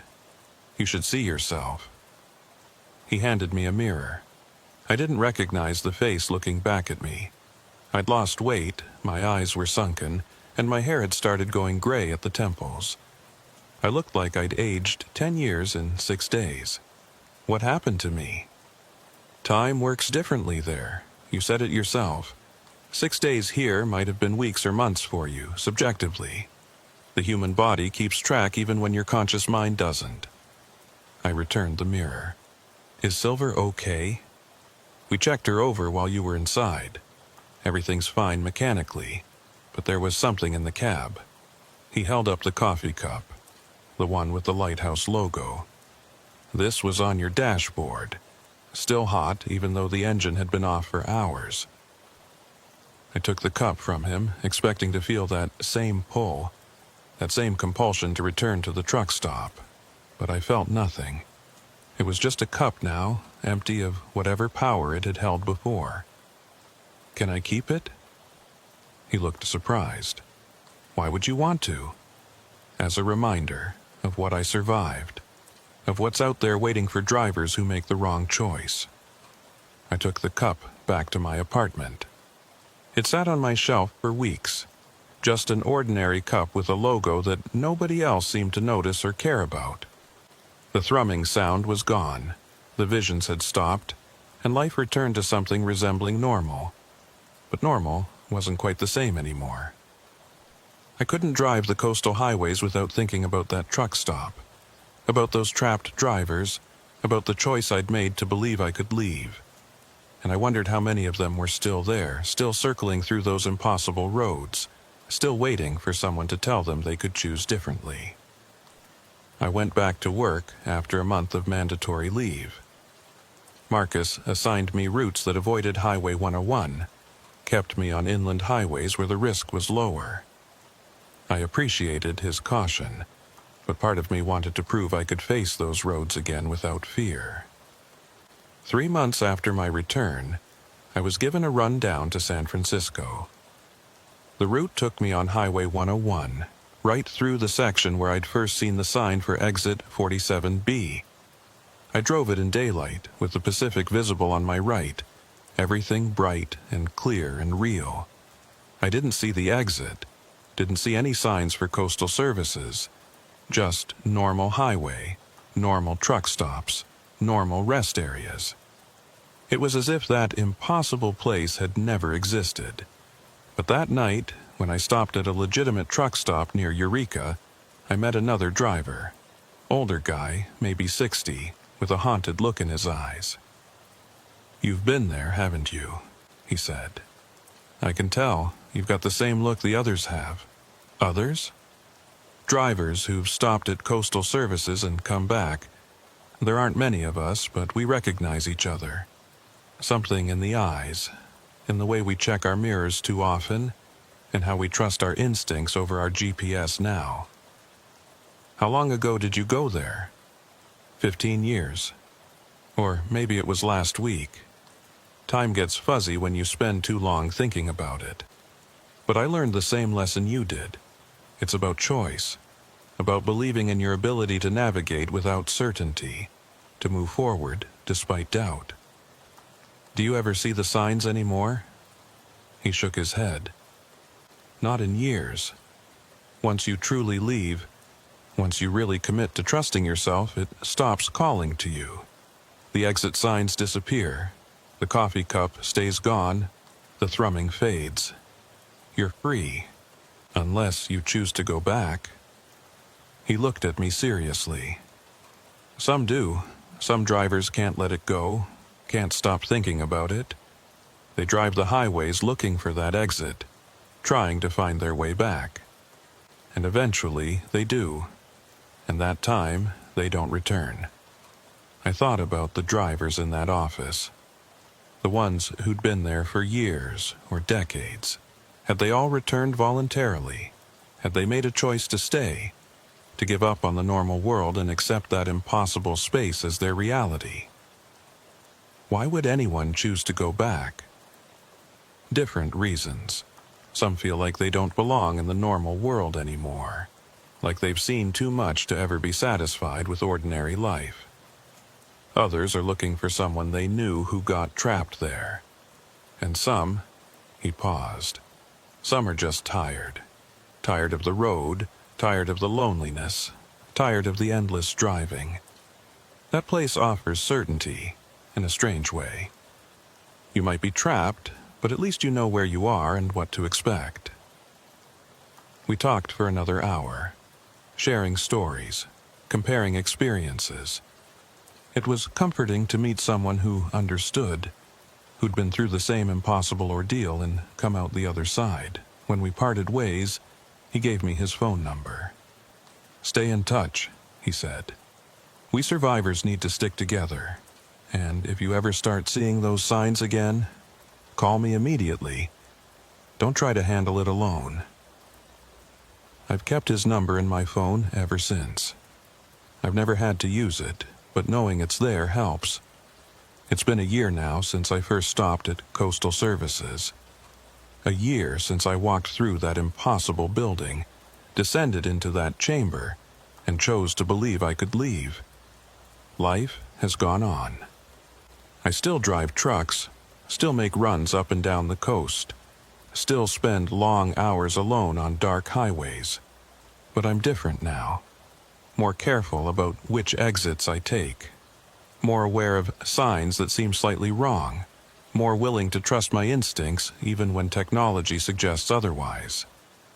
And I talk to other drivers, share my story, warn them about what's out there waiting for those who prioritize speed over caution. Some believe me, some don't. That's fine. Everyone has to make their own choices. The coffee cup still sits on my shelf. Sometimes, when I wake up in the middle of the night, I think I can hear it thrumming, pulsing with that familiar rhythm. But when I check, it's always cold and silent and empty. Just a cup, just a reminder. Or maybe it's a tether, a connection to that place that can never be fully severed. Maybe everyone who stops there carries a piece of it with them forever. A small anchor that keeps them tethered to that impossible space between here and there.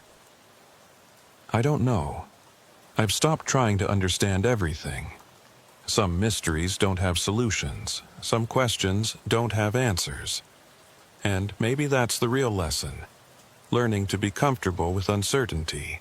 To navigate by instinct when maps fail. To trust yourself when technology lies. The lighthouse structure told me I could leave by choosing to believe I could leave. I believed, and I left. But did I really leave? Or did I just shift from one level of the trap to another? From the obvious prison of that parking lot to the subtler prison of always wondering whether I'm really free? These are the questions that haunt me in the dark hours before dawn, when I'm alone on the road, and the white lines blur together, and the mile markers seem to jump and skip.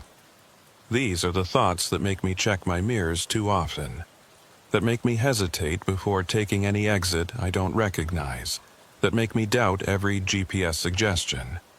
But I keep driving, because that's what I do. That's what I've always done. And maybe the lesson isn't about escaping the road or finding final answers. Maybe it's about learning to navigate despite uncertainty, to move forward despite doubt, to choose each mile deliberately rather than letting momentum carry you along. Last week, I got a call from Marcus. Another driver had reported seeing exit 47B, had stopped at Coastal Services, and was asking how to leave. "What should I tell them?" Marcus asked. "Tell them it's about choice, about believing in their ability to navigate without certainty.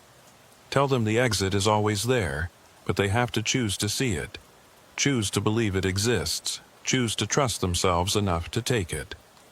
Will that work? I don't know. It worked for me.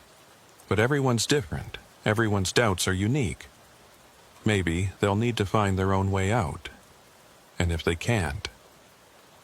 I thought about those drivers in the office, still sitting there, still waiting, still hoping.